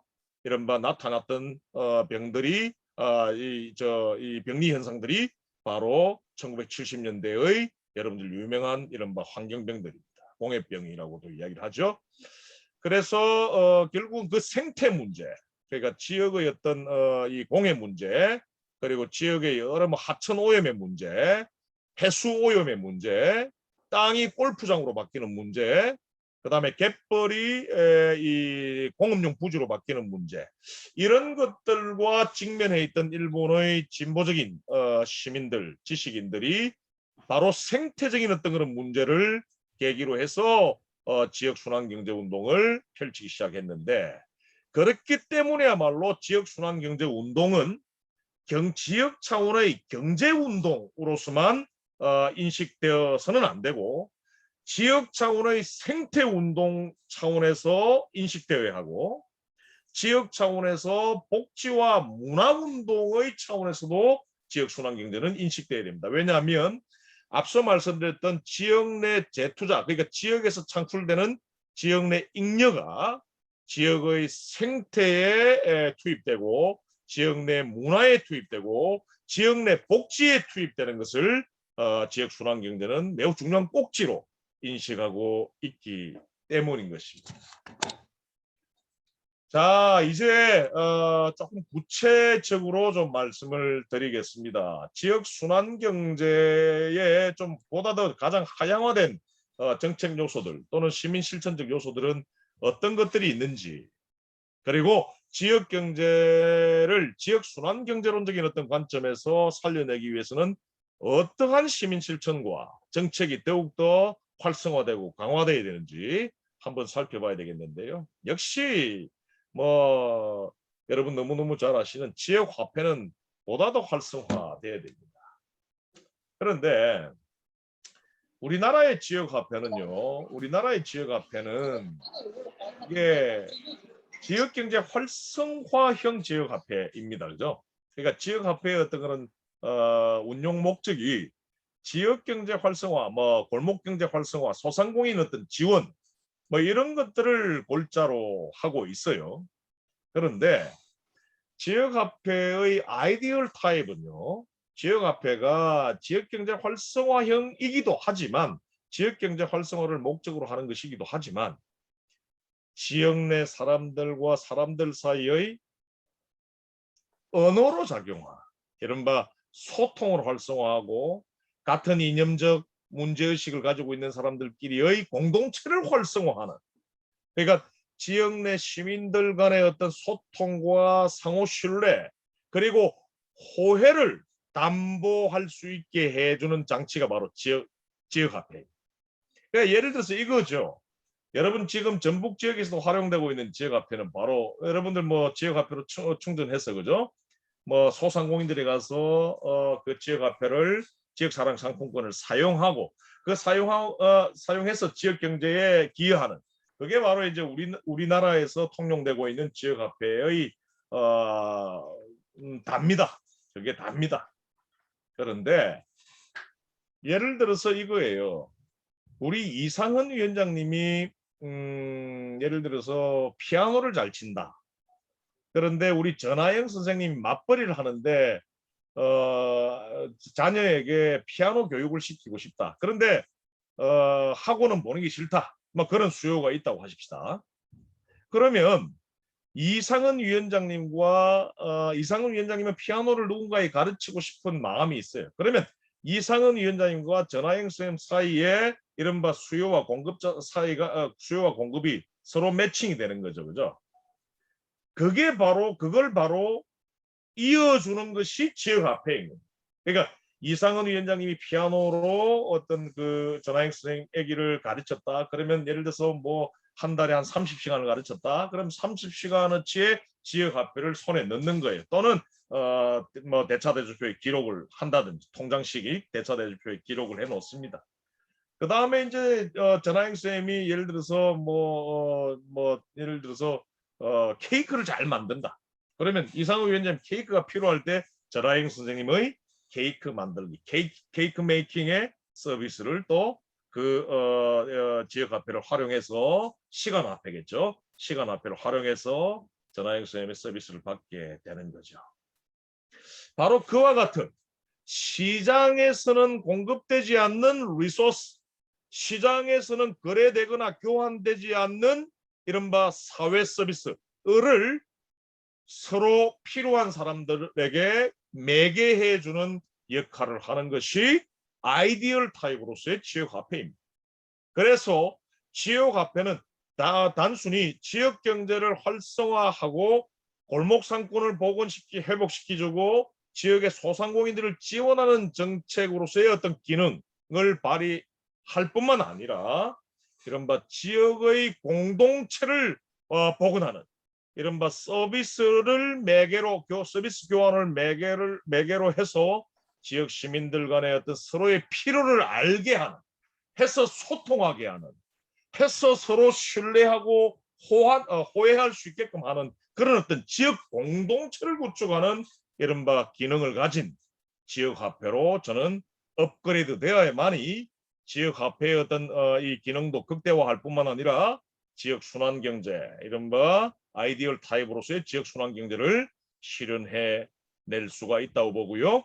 그 다음에 지역화폐 정책이 지금 현재 지자체에 의해서 독점되고 있는데 아까 이야기했던 유럽식의 코프로덕션과 같이 시민들이 보다 더 지역화폐 정책에 더욱더 관여하고 시민들이 더욱더 자율적으로 참여하며 보다 더 시민들을 위한 어떤 지역화폐가 돼야 될 필요가 있다. 그래서 유럽에서는 지역화폐의 영문명을 로컬 커런시라는 표현을 쓰지 않고 시티즌 커런시라고 표현을 하고 있습니다. 그와 같은 지역화폐의 시민적 업그레이드와 그리고 언어 기능 차원의 업그레이드가 저는 중요하다, 이렇게 말씀을 드릴 수가 있겠고요. 그 다음에 지역 순환 경제를 구축하기 위한 두 번째 방법론은 앞서도 말씀드렸던 것을 풀어 쓰는데 지역 산업 연관을 강화해야 됩니다. 지역에 축적되어 있는 민간 기업들 그리고 앵커 기관들 그죠? 의 조달력이 지역에 재투자될 수 있도록 지역 재투자 조례가 구축돼야 됩니다. 이건 뭐 일국 차원에서 지역 재투자법을 마련해야 되는데요. 제가 사실은 문재인 정부가 발족할 때 지역 재투자법을 한번 던져준 적이 있는데요. 100대 국정과제까지 올려놓더니 단 한 번도 국가 차원에서 한국형 지역재투자법을 제정하려고 하는 시도나 노력을 보이지 않았습니다. 그 다음에 지역의 은행 자금이 지역 안에 투용자될 수 있도록 하는 이 지역재투자조례 역시 금융자본의 어떤 지역재투자조례죠. 이건 부산이 지금 이제 해냈는데요.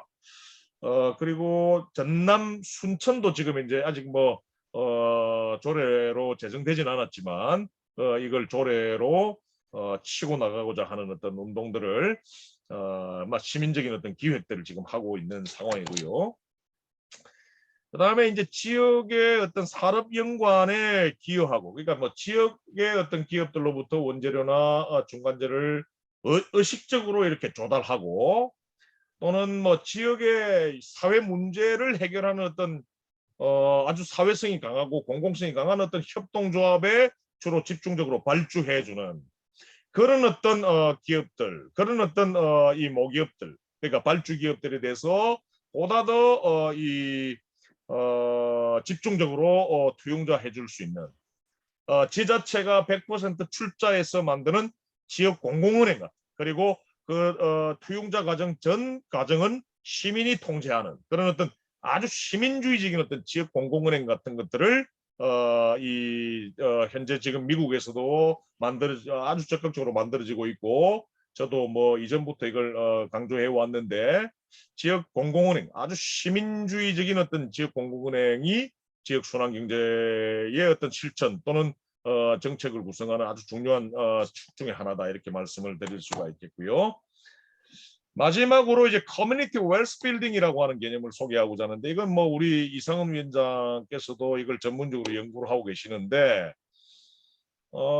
여기서 이야기하는 커뮤니티 웰스는 먼저 웰스는 뭐냐면 지역의 앵커 기관이나 지역의 민간 기업이 소유하고 있는 부가 바로 웰스예요.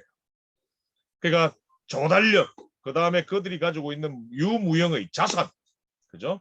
정보, 지식, 인적 자원, 토지, 금융자본까지 이런 어떤 것들을 웰스라고 표현하는데, 이걸 어떻게 커뮤니티 웰스로 빌딩 해내느냐 하는 건데, 바로 앞서 프레스톤 사례를 잠깐 들면서 말씀드렸듯이 그들의 특히 민간 기업까지 지역의 앵커 기관은 말할 필요도 없이 민간 기업까지 소유하고 있는 자금력 또는 정보력, 기술력, 금융자본력, 그리고 그들의 거대한 조달력이 지역 내의 사업체와 지역 내 사회적 경제조직, 협동조합에게 매칭될 수 있도록 하는 조례, 어떤 법들, 이런 것들을 통해서 영국의 노동당이 집권한 어떤 시정부 같은 경우에는 거의 대다수가 웰스를 커뮤니티 웰스로 빌딩해 내고 있다는 것입니다. 바로 이런 것들이 가장 이제 최신의 어떤 그런 운동들인데요. 커뮤니티 웰스 빌딩은 지역 순환 경제의 아주 대표적인 어떤 운동 중 하나이고요.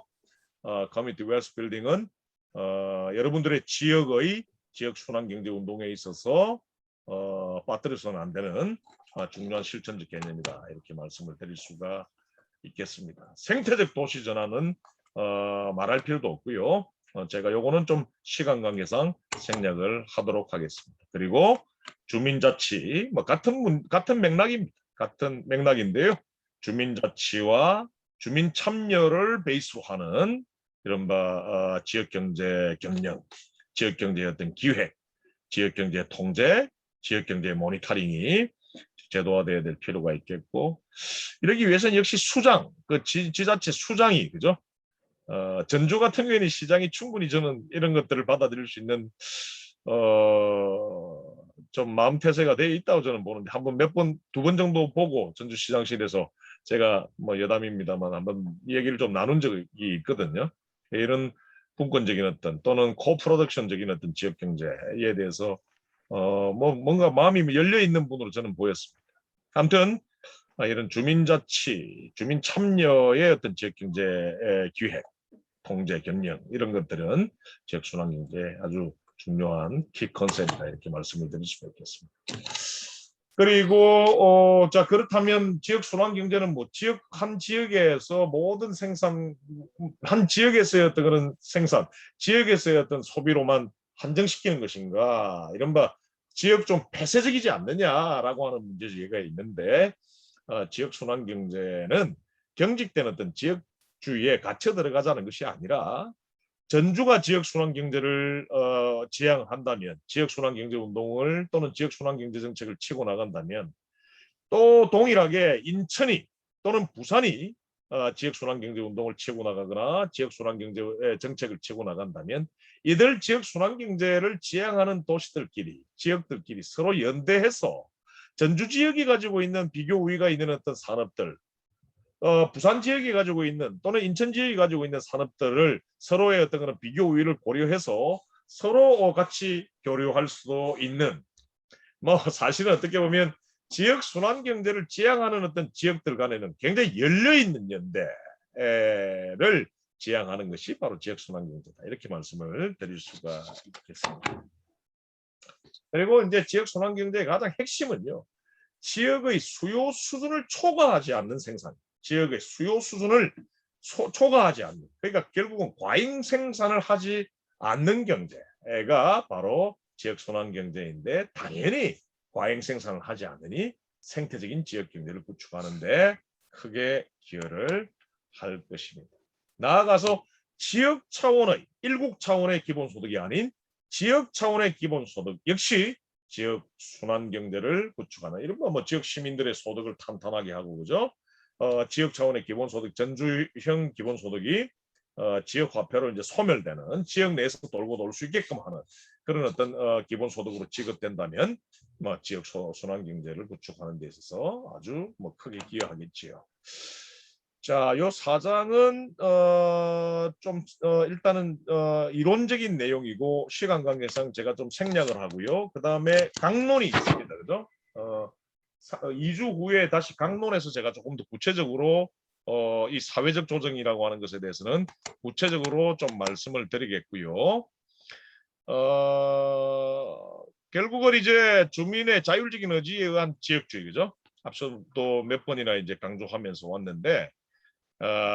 이런 어떤 뭐 이 지역주의적인 어떤 경제 운영은 당연히 이제 중앙정부로부터의 자립을 지향을 해야 하고요. 그 다음에 주민민주주의를 기반으로 하는 어떤 로컬 파워 이걸 저는 이제 지역력이라고 저는 표현을 하고 있는데 이 지역력을 강화하는 것을 목적으로 설정을 하는 것이다. 지역순환경제라고 하는 것은요. 자, 이제 서서히 이제 결론을 조금 도출을 해봐야 될 것입니다. 이거 아까 제가 이론적인 내용이고 2주 후에 제가 강의를 강론으로 하기 때문에 스킵을 했던 내용인데요. 지역의 상품 시장 아까 어떤 분이 우리 여기 네트워크 멤버분이 좀 어렵다라고 했던 분이 계셨는데 아마 이 부분 때문에 그랬을 겁니다. 그러니까 아까 제가 그 좀 스킵했던 내용 때문에 아마 그러셨으리라고 저는 보는데 간단한 거예요. 이게 뭐냐면 지역의 상품 시장은 사회적으로 조직화될 때 이 표현이 좀 어려울 수가 있는데 간단합니다. 지역의 공급자와 지역의 수요자가 조직화되는 거예요. 이게 무슨 말씀인가 하면 지역의 생산자들이 상호 조직화돼야 됩니다. 지역의 소비자들이 상호 조직화돼야 됩니다. 여러분들 중에서 많은 분들이 뭐 어떻게 교수님 어떻게 조직화합니까? 라고 반문을 제기하실 수가 있는데 여러분 가장 대표적인 것이 생산자 협동조합 또는 소비자 조직화를 위해서는 소비자 협동조합, 생활 협동조합이죠.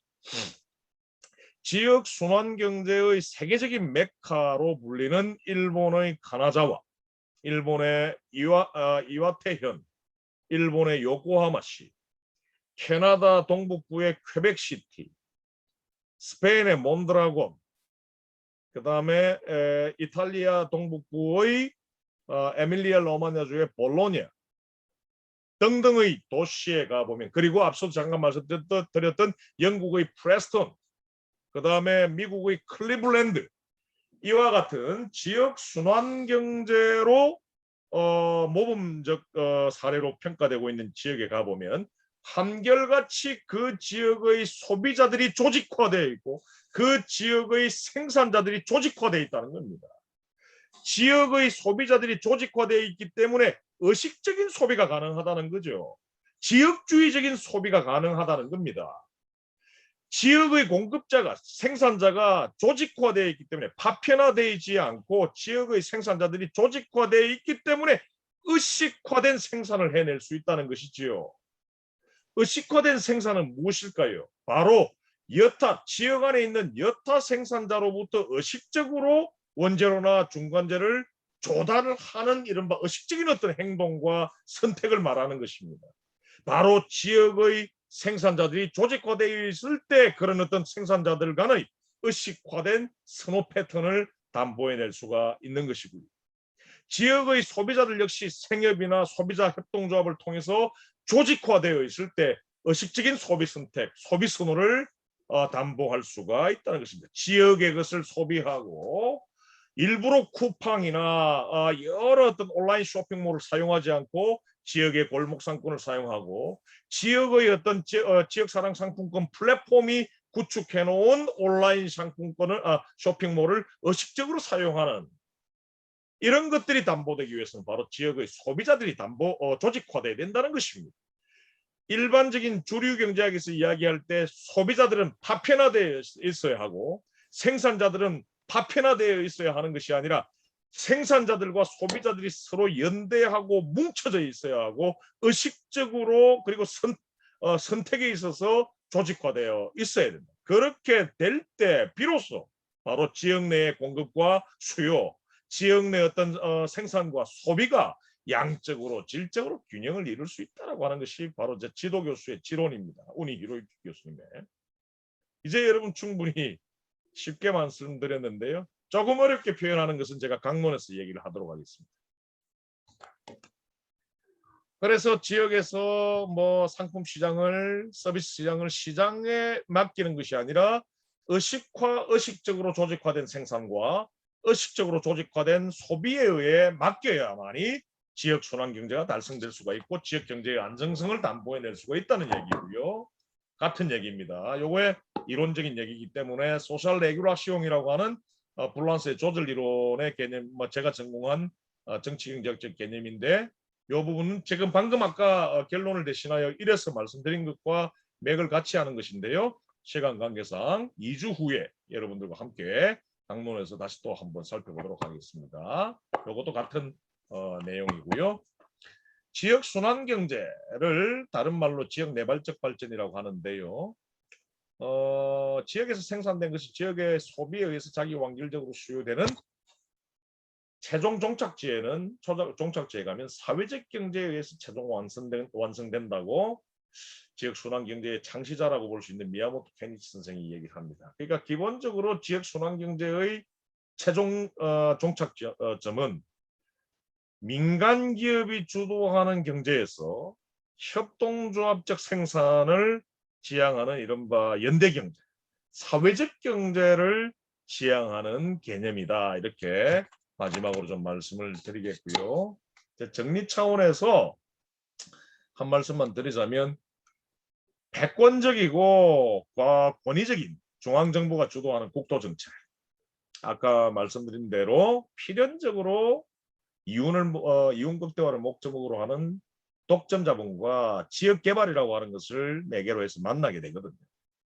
그렇기 때문에 이와 같은 중앙정부와 독점 자본의 어떤 이 성장연합, 그 성장연합이 이 주도하는 어떤 정책 루트는 지역의 환경과 생태를 파괴할 뿐만 아니라 당연히 어떻게 된다. 지역 개발이 창출하는 거대한 경제적 잉여가 개발을 수주한 대기업에 의해서 독점적으로 흡수되면서 그 지역 밖으로 유출될 수밖에 없죠.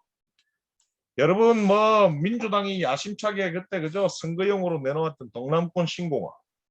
저는 이 동남권 신공항은 여러분 15조에서 한 17조 정도 되는 거대한 토목공사입니다. 저는 이 거대한 토목공사를 보면서 1980년대 후반부터 시작해서 1993년도에 완공했던 일본 오사카의 칸사이 공항을 떠올립니다. 이 칸사이 공항도 그 지역의 오사카 지역 경제를 활성화한다라고 하는 것을 명분으로 그 당시에 15조 15조 1.5조 엔을 소요로 하는 대규모 토목공사였는데요. 해상터널 24시간 해상터널이라고 하는 점에서도 이제 동남권 신공하고 똑같고요. 그때 발주 공사와 저 해상 공항을 만드는 공사의 99.9%는 아까 말씀드렸던 스미토모라든지 이른바 일본의 그 제네콘이라고 불리는 종합 대기업형 종합 토건 회사에게 발주되었고요. 재밌게도 그들이 공사 때 사용했던 굴삭기조차 미쓰비시 기계로 다 발주되었다라고 이야기를 합니다. 그러니까 이게 무슨 말씀인고 하면 그런 어떤 정말 대규모 토목공사, 해상공항을 짓는다라고 하는 대규모 토목공사가 지역 경제에는 단 하나의 어떤 도움도 주지 못하고 재벌 경제만 살찌우는. 그래서 지금도 오사카 부민들은, 오사카 시민들은 저 거대한 칸사이 공항을 보고 바다 위에 떠 있는 거대한 쓰레기라고 부릅니다. 그건 뭐 어떤 의미에서 그렇게 부르고 있는지를 여러분들이 이제 충분히 해석하실 수가 있으리라고 봅니다.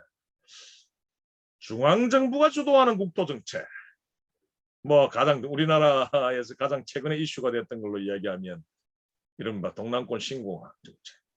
이거는 뭐 당연히 지역개발로 연결 대규모 토목공사인데 독점 자본금 400억 이상 독점 자본들이 주도할 것이고요, 그죠? 이들의 그 공사를 통해서 창출되는 인연은 그들의 손으로 흡수될 것이고 이런 가덕도 인근의 환경과 생태는 파괴될 뿐입니다. 그것이 지역경제 활성화를 위해서 불가피하게 강행해야 될 토목공사라고 한다면 이른바 동남권 신공항 특별법을 제시해서 그 안에 이른바 공사를 수주하는 대기업들의 잉여를 대기업들의 창출하는 어떤 부가가치의 일부를 반드시 동남권에 환원시키는 재투자하는 것을 의무화하는 이른바 일국 차원의 법이 제정돼야 될 필요가 있다는 말씀도 드리겠고요. 이와 같은 국가 독점 자본주의적인 정부와 이 재벌이 또 결탁된 이런 어떤 국가 독점 자본주의적이고 중앙 집권적인 국토 개발이 바로 지역의 생태 위기와 경제 위기를 동시에 초래한다는 사실 오늘 여러분들에게 좀 강조드리고자 하고요. 따라서 중앙정부가 주도하는 국토정책에 저항하고 또한 지역 안의 경제 동력이 지역 안에서 돌고 또 돌게 하는 이 지역 순환 경제 운동은 집권적이고 권위적인 중앙과의 싸움이고요. 생태 파괴와의 싸움이며 독점 자본과의 싸움이다. 이렇게 여러분들께 정의 내릴 수가 있겠습니다. 그래서 마지막으로 지역 순환 경제는 로컬의 글로벌에 대한 지역의 중앙에 대한 그리고 분권과 주민 민주주의의 독점 자본에 대한 대항이자 도전이며 유력한 대안이다 이렇게 말씀을 드릴 수가 있겠습니다. 최근에 제가 지금 연구하고 있는 막스의 후기 막스, 말년 막스의 여러 가지 문건들을 가지고 연구한 유럽과 일본의 이제 논문들을 제가 이렇게 보면서 연구를 하고 있는 것이 막스는 보통 성장주의자로 보통 알려져 있습니다. 왜냐하면 생산력이 발전되는 것을 기정사실화한 분이거든요. 한 사람이거든요. 그런데 그가 지향했던 어떤 미래사회는 자본주의를 뛰어넘는 미래사회는 바로 탈성장 그러니까 전 근대기 게르만 민족과 러시아의 농경사회에 막스가 굉장히 주목합니다. 이른바 막스가 생각하는 어떤 미래사회와 연관시켜서 그는 굉장히 그 방대한 어떤 문헌 연구를 통해서 이제 주목을 하는데 전근대기의 어떤 게르만 민족과 러시아의 그 농경사회의 가장 중요한 특징이 지역 안에 있는 자원과 에너지의 수준에 맞게 생산하고 지역 안의 수요 수준에 맞춰서 생산하는 이른바 공동체 룰이 작동하는 지역 경제들아 그 농경사회가 거기에 바로 막스가 사실은 착목하고 있습니다. 내부 순환 경제라고 부르는 거죠. 게다가 그 지역 안에 있는 공유부들, 그러니까 어떤 이유에서든 이른바 어떤 이 특정 개인이 사유화할, 배타적으로 사유화할 수 없는, 그러니까 공동으로 소유하고 공동으로 관리 활용할 수 있는 것들, 이걸 커먼이라고 그러는데 보통 우리 한국에서 커먼즈로 많이 해석되어 있죠. 막스 역시 후기에는 이 커먼에 대해서 굉장히 강조를 합니다. 그래서 막스의 사실은 미래 사회도 뭐 자유로운 개인의 연합과 같은 그런 어떤 어려운 얘기들, 그거는 지금 해야 할 것이 아니고요. 막스의 미래 사회론을 이렇게 제가 최근에 연구를 해봐도 이른바 전근대기의 러시아의 농경 사회와 게르만 민족의 농경 사회와 같은 지역의 자원과 에너지 캐퍼시티 내에서 생산하고 지역의 수요 수준을 초과하지 않는 생산을 지향하는 이른바 내부 순환 경제와 꺼먼을 강조하는 그런 어떤 이 미래 사회에 주목하고 있음을 알 수 있었는데요. 굳이 제가 마지막에 칼 막스를 이렇게 가지고 온 것은 좀 좌파적 성향의 분들에게도 제가 지역 순환 경제를 어필하기 위한 것인데, 아무튼 위대했던 이른바 경제학자이자 철학가이자 학자였던 막스 역시 미래 사회의 가장 중요한 키 컨셉으로 검은형 내부 순환 경제를 주목하고 있다라고 하는 거예요. 이걸 최근에 일본의 일본의 사이토 코에이라고 하는 마르크스주의 정치경제학자가 탈성장 코뮤니즘이라고 표현을 하고 있습니다. 이런 것들까지 마지막으로 참고하시라고 공유를 드리면서 오늘 제 강의를 여기서 정리하도록 하겠습니다. 고맙습니다. 감사합니다.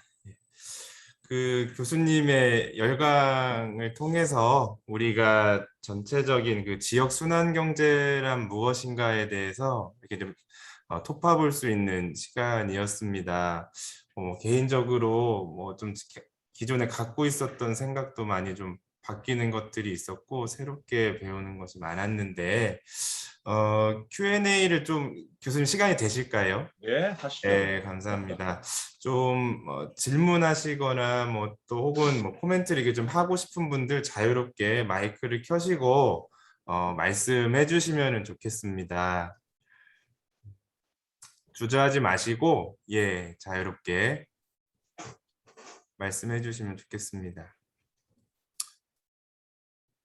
저부터 좀 여쭙자면은 기존에 제가 이런 이제 지역 순환 경제라는 개념을 배우기 전에는 이제 사회적 경제라는 어떤 개념으로 접하던 것들이 좀 이제 부분 좀 저는 이제 보여지고 또 혹은 이제 우리가 사회적 금융이라는 또 이제 그 개념에서 좀 배웠던 부분들이 좀 부분 보이는데 기존에 지금 사회적 경제라는 것들이 좀 꽤 오랜 흐름을 가지고 온 것으로 알고 있는데 교수님께서 이 지역 순환 경제의 측면에서 그 사회적 경제 지금 한국에서 이제 이루어졌던 담론들이나 실천들을 본다면 혹시 이제 비판이나 혹은 좀 수정해야 될 부분들이 있다라는 게 있으시다면 또 한계라든지 이런 것들 순환 경제로 또 어떻게 좀 그거를 더 끌고 나가야 되는지 좀 이렇게 얘기해 주실 부분이 있는지요? 오늘 여러분들 제 강의를 통해서 느끼셨던 것은 아마 느끼셨을 텐데요. 지역 순환경제 운동은 좀 반독점 자본 운동의 성격이 강하죠, 그죠? 지역의 대형 유통 자본이나 대형 금융 자본이나 대형 산업 자본에 대한 그런 이제 대항 운동으로서의 어떤 성격을 여러분들 오늘 많이 이제 접하셨을 텐데. 지역 순환경제 운동은 일단 독점 자본에 대한 싸움이다라고 하는 것을 명확하게 이제 선언을 하고 있는데, 참 재미있게도 우리나라의 사회적 경제는요, 사회적 경제의 어떤 본질과 그 이론적인 것들과는 전혀 달리 한국형 사회적 경제는 되레 사회적 경제 운동가들이 독점 자본을 선호하고 있습니다. 이른바 독점 자본으로부터 발주받는 것을 이른바 사회적 명색이 이 협동조합 또는 사회적 기업이라고 하면서 독점 자본으로부터 발주받는 것에 이른바 이 목숨을 걸은 독점 자본으로부터 이른바 자본을 자금을 받는 것을 아주 중요한 어떤 과제로 설정하는. 그러니까 앞서 말씀드렸던 지역 순환 경제형 사회적 경제의 가장 대표적인 사례가 이탈리아 볼로냐인데요. 볼로냐 같은 경우에는 뭐 이탈리아 공산당의 거점이기도 해서 굉장히 반독점 자본 정서가 강한 지역입니다. 그러니까 이탈리아 볼로냐에 가면 한결같이 다 독점 자본에 대한 어떤 그런 저항 운동으로서 사실 사회적 경제 운동, 협동조합 운동을 하고 있는데 우리 한국 사회는 어떻게 된 셈인지 이 독점 자본과의 어떤 명확한 문제의식, 독점 자본에 대한 명확한 문제의식이 결여되어 있다고 하는 점에서 사회적 경제는 지역 순환 경제와 이 맞물릴 때 그 기능과 그 본질을 더욱더 회복시킬 수 있다 이렇게 저는 보고 있고요. 또 하나는 사회적 경제라고 하는 것이 반드시 지역을 이렇게 지역주의적으로 지역주의를 의식하고 있는 개념은 아니에요. 그러니까 실천적이거나 정책적으로 볼 때 사회적 경제는 한 지역에서 형성되는 것이 맞습니다. 그런데 예를 들어서 A 사회적 기업 협동조합은 본거지는 전주이지만 부산으로까지 뭐 어디 대구로까지 다 활동 범위를 넓혀 나갈 수가 있죠. 그래서 사회적 경제 자체가 지역주의적이진 않습니다. 그런데 사회적 경제가 지역주의와 더 맞물릴 때 이른바 지역 경제 활성화에 더욱더 이제 크게 기여할 수 있고요. 역으로 지역 순환 경제 역시 사회적 경제와 맞물릴 때 지역 착근성을 더욱더 강화할 수 있습니다. 왜냐하면 본질적으로 그 지역의 협동조합은 발주처라든지 수주처가 다 그 지역의 어떤 그런 파트너들을 선호하는 것이 본질이니까요. 네, 그 정도로 대답 드릴 수가 있겠습니다. 감사합니다. 예, 그래서 다음 정우주 대표님께 한 말씀만 더 보조를 드리자면 예, 예. 지역 순환 경제와 지역 사회적 경제는 같은 개념은 아니지만 굉장히 겹쳐지는 부분이 많은. 그러니까 오히려 지역 순환 경제 위의 개념이 저는 사회적 경제 개념이다. 지역을 초월하는 어떤 개념이다. 이렇게 본다는 거지. 감사합니다. 그렇게 보시면 좋을 것 같습니다. 네. 제가 좀 첨언을 해도 될까요? 네. 제가 이제 그 한국의 사회적 경제 짧은 소개 부탁드립니다. 네네네네. 저는 그 경남 창원의 마산에서 살고 있는 김중단이고요. 일단 지금은 화폐민주주의연대라고 단체 활동을 좀 하고 있습니다. 그래서 이제 지역순환경제 내부에서도 이 공공화폐, 지역화폐, 공공금융에 대한 관심이 많아서 지금 같이 하고 있고요. 그래서 방금 남 교수님 말씀하셨던 한국의 사회적 경제에 대해서 저도 이제 실천하지만 경험이 있어가지고 말씀을 드리면 한국의 사회적 경제는 이미 관에 포섭이 됐다고 저는 생각합니다.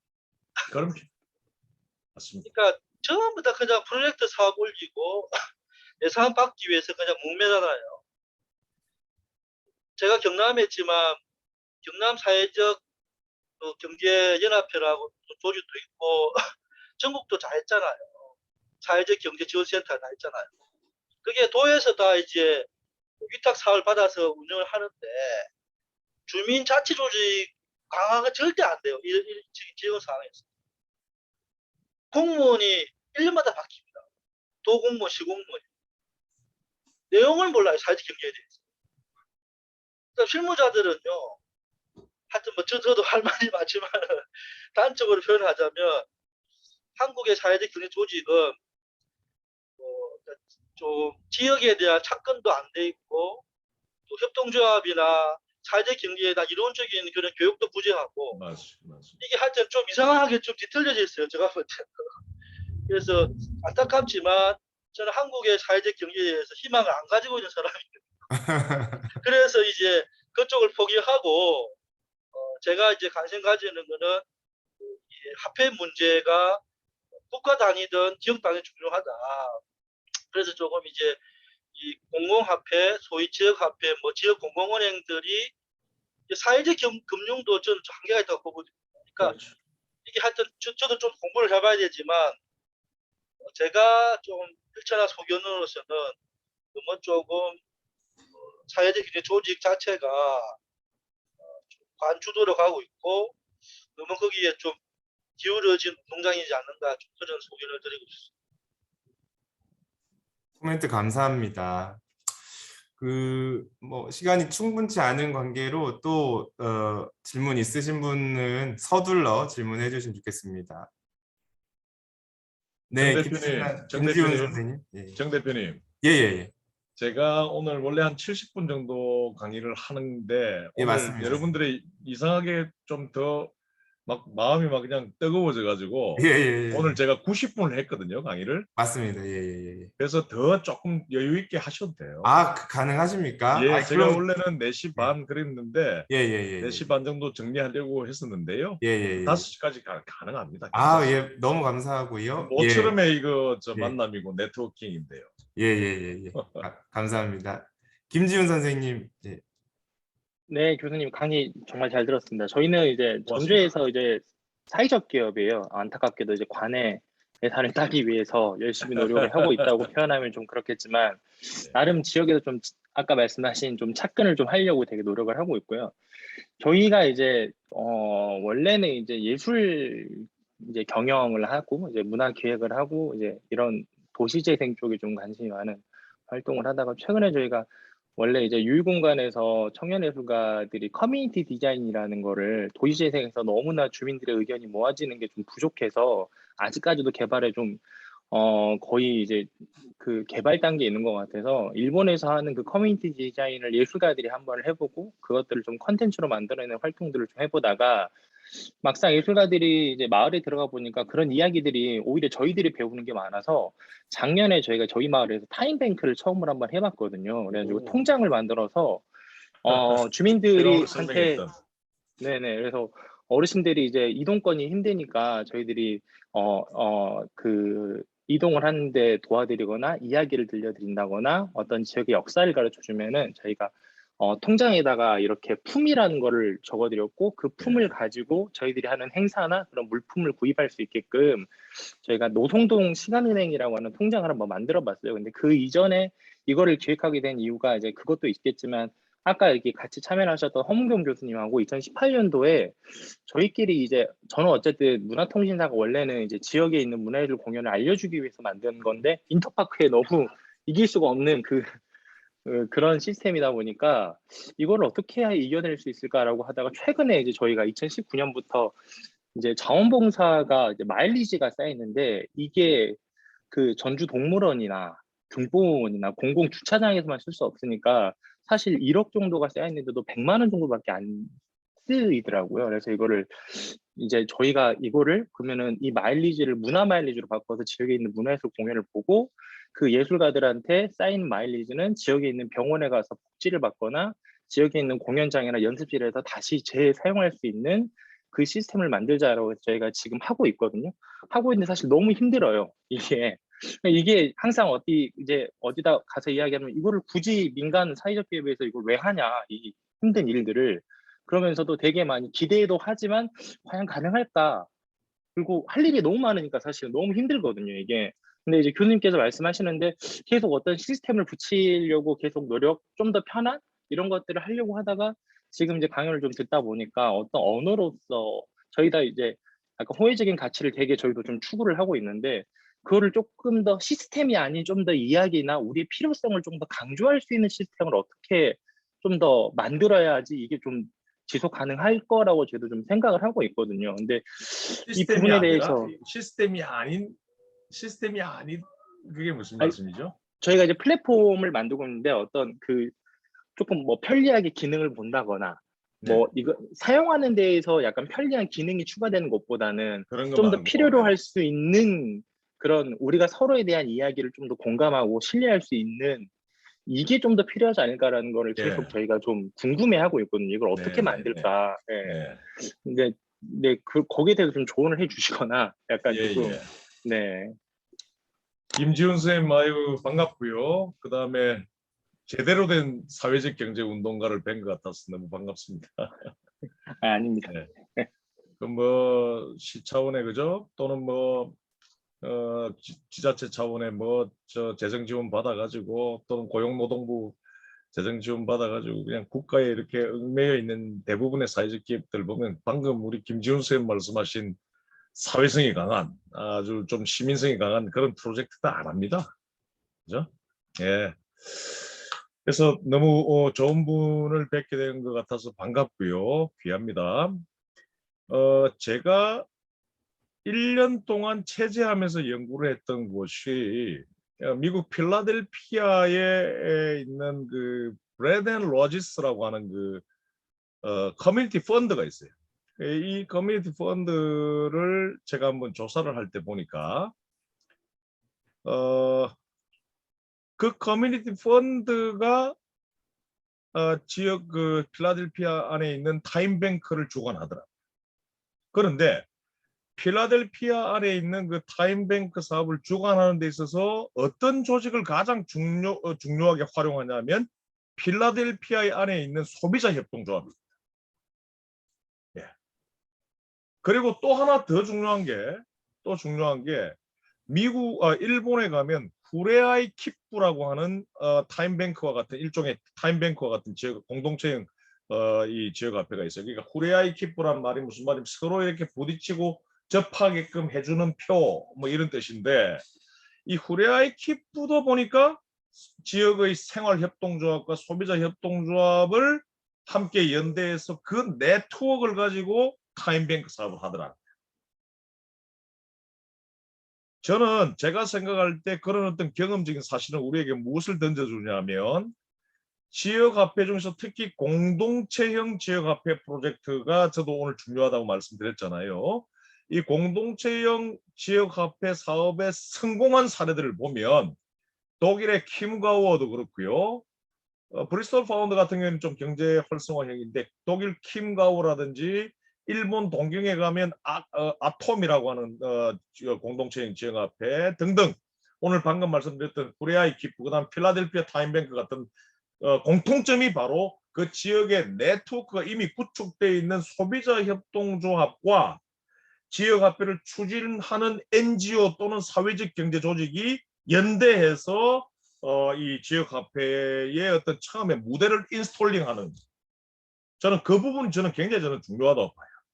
왜냐하면 소비자 협동조합 같은 경우에는 사회적 경제 필드에 있는 주체이지만 나름 속된 말로 꿀리지 않은 홍보 능력과 조직 능력과 네트워킹 능력이 있거든요.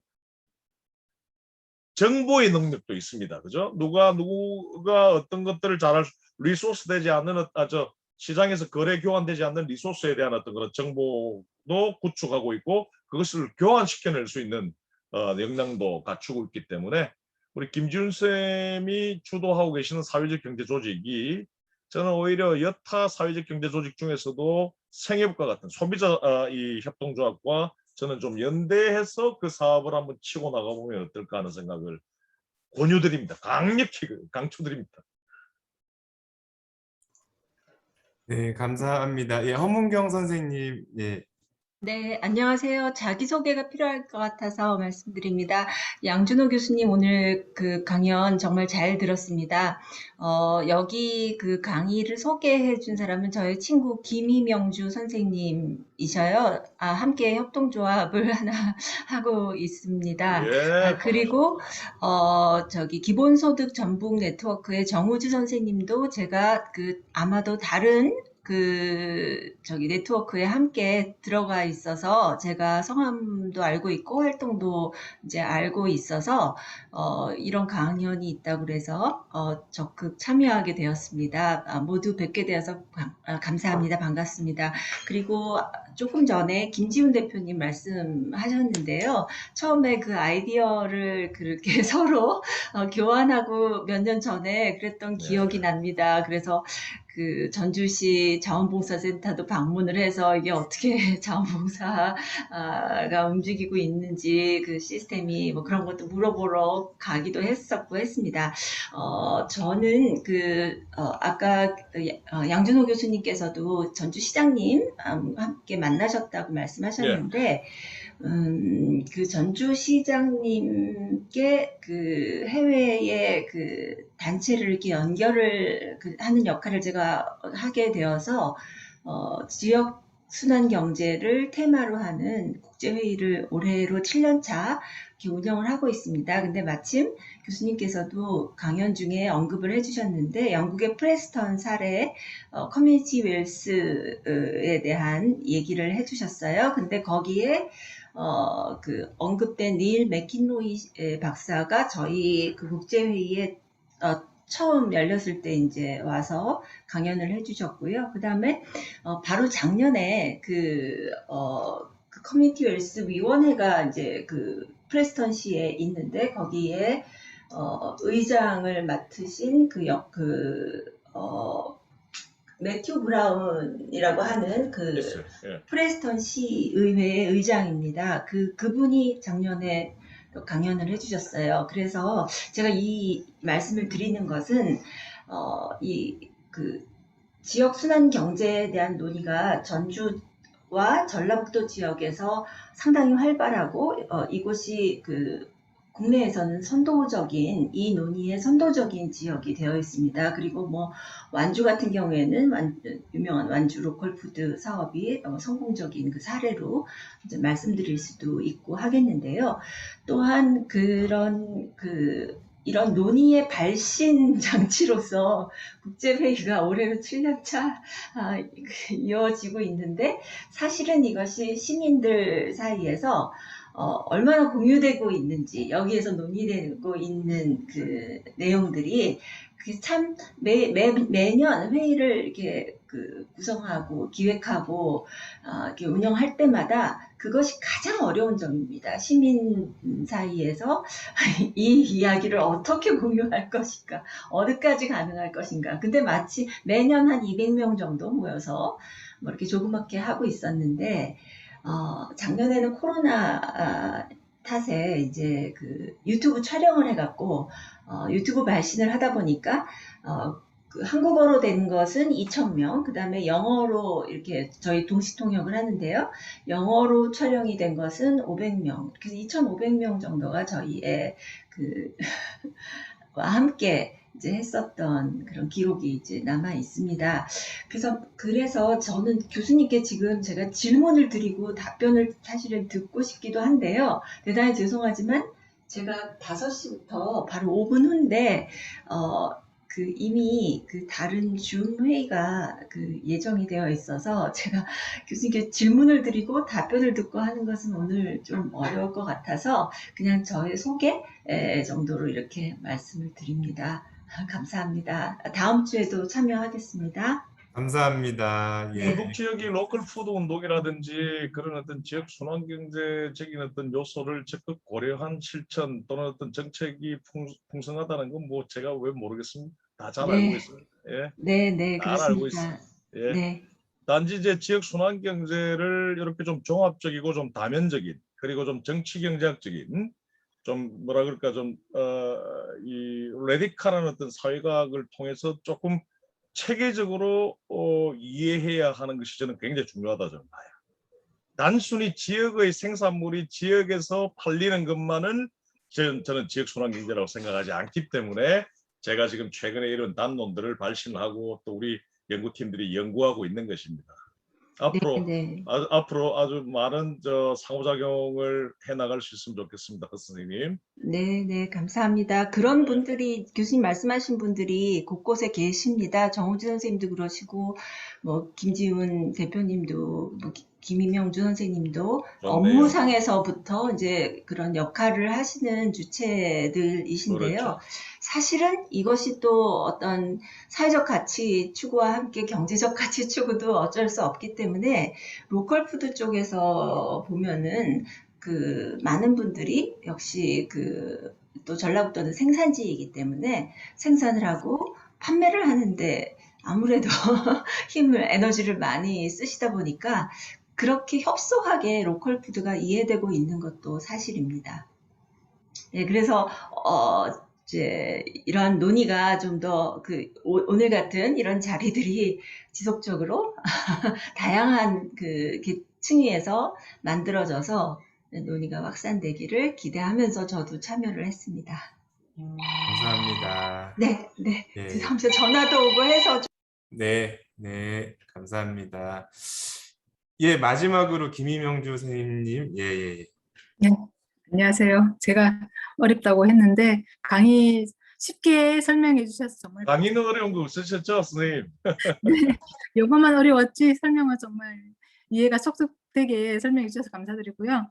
제가 전라북도에서 공유경제라는 그 테마로 지금 일을 하고 있는데 오랜 고민을 많이 했었거든요. 공유경제를 어떻게 기업으로 성장시킬 수 있을까 하다가 작년에 플랫폼을 만들었어요. 가치아씨라는 품앗이 같은 가치아씨라는 플랫폼을 만들었는데 이 역시 개인들이 밸류하고 있는 그 물품이나 뭐 인간 재능을 어떻게 공유할 수 있을까 이런 고민을 많이 하다가 아까 그 교수님께서 말씀하신 재능을 공유할 때 지역 카페를 활용할 수 있다 그런 말씀을 하셨잖아요.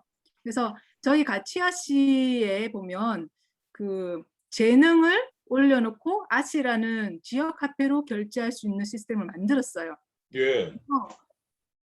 우리 그 정우주 대표님도 그렇고 우리가 커먼즈 뭐 공유부 고민 많이 하는데 그 실천을 하기 위한 플랫폼으로 가치아씨라는 거를 지역 카페 연구하시는 교수님 또 많은 관심을 가지고 계시는 분들이 정말 고민을 해서 만든 플랫폼이어서 이거를 어떻게든 활용을 잘 해서 우리가 지역순환 경제 그리고 이런 사회적 경제가 실현될 수 있는 플랫폼의 역할을 했으면 좋겠다라는 생각을 하고 있습니다. 그래서 이번 저도 앞으로 계속 참여하겠지만 김지훈 대표님이 고민하고 있는 거 그리고 우리 고민하고 있는 것을 그 가치아씨 플랫폼을 활용할 수 있는 방법 다 우선적으로 한번 나중에 같이 고민을 해봐도 되지 않을까 싶거든요. 이미 구축된 뭐 1억 5천 이상 1억이 넘는 금액을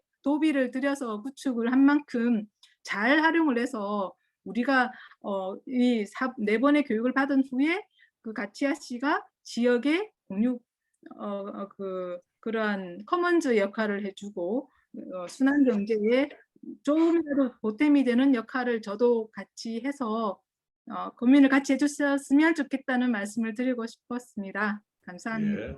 예. 감사합니다. 귀한 실천하고 계시네요. 네.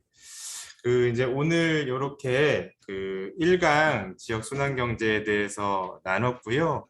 이제 다음 주 토요일 3시에 지역 순환 경제 구축을 위한 방법론 첫 번째로 지역 화폐와 지역 재투자 라는 주제로 2강이 이루어지도록 하겠습니다.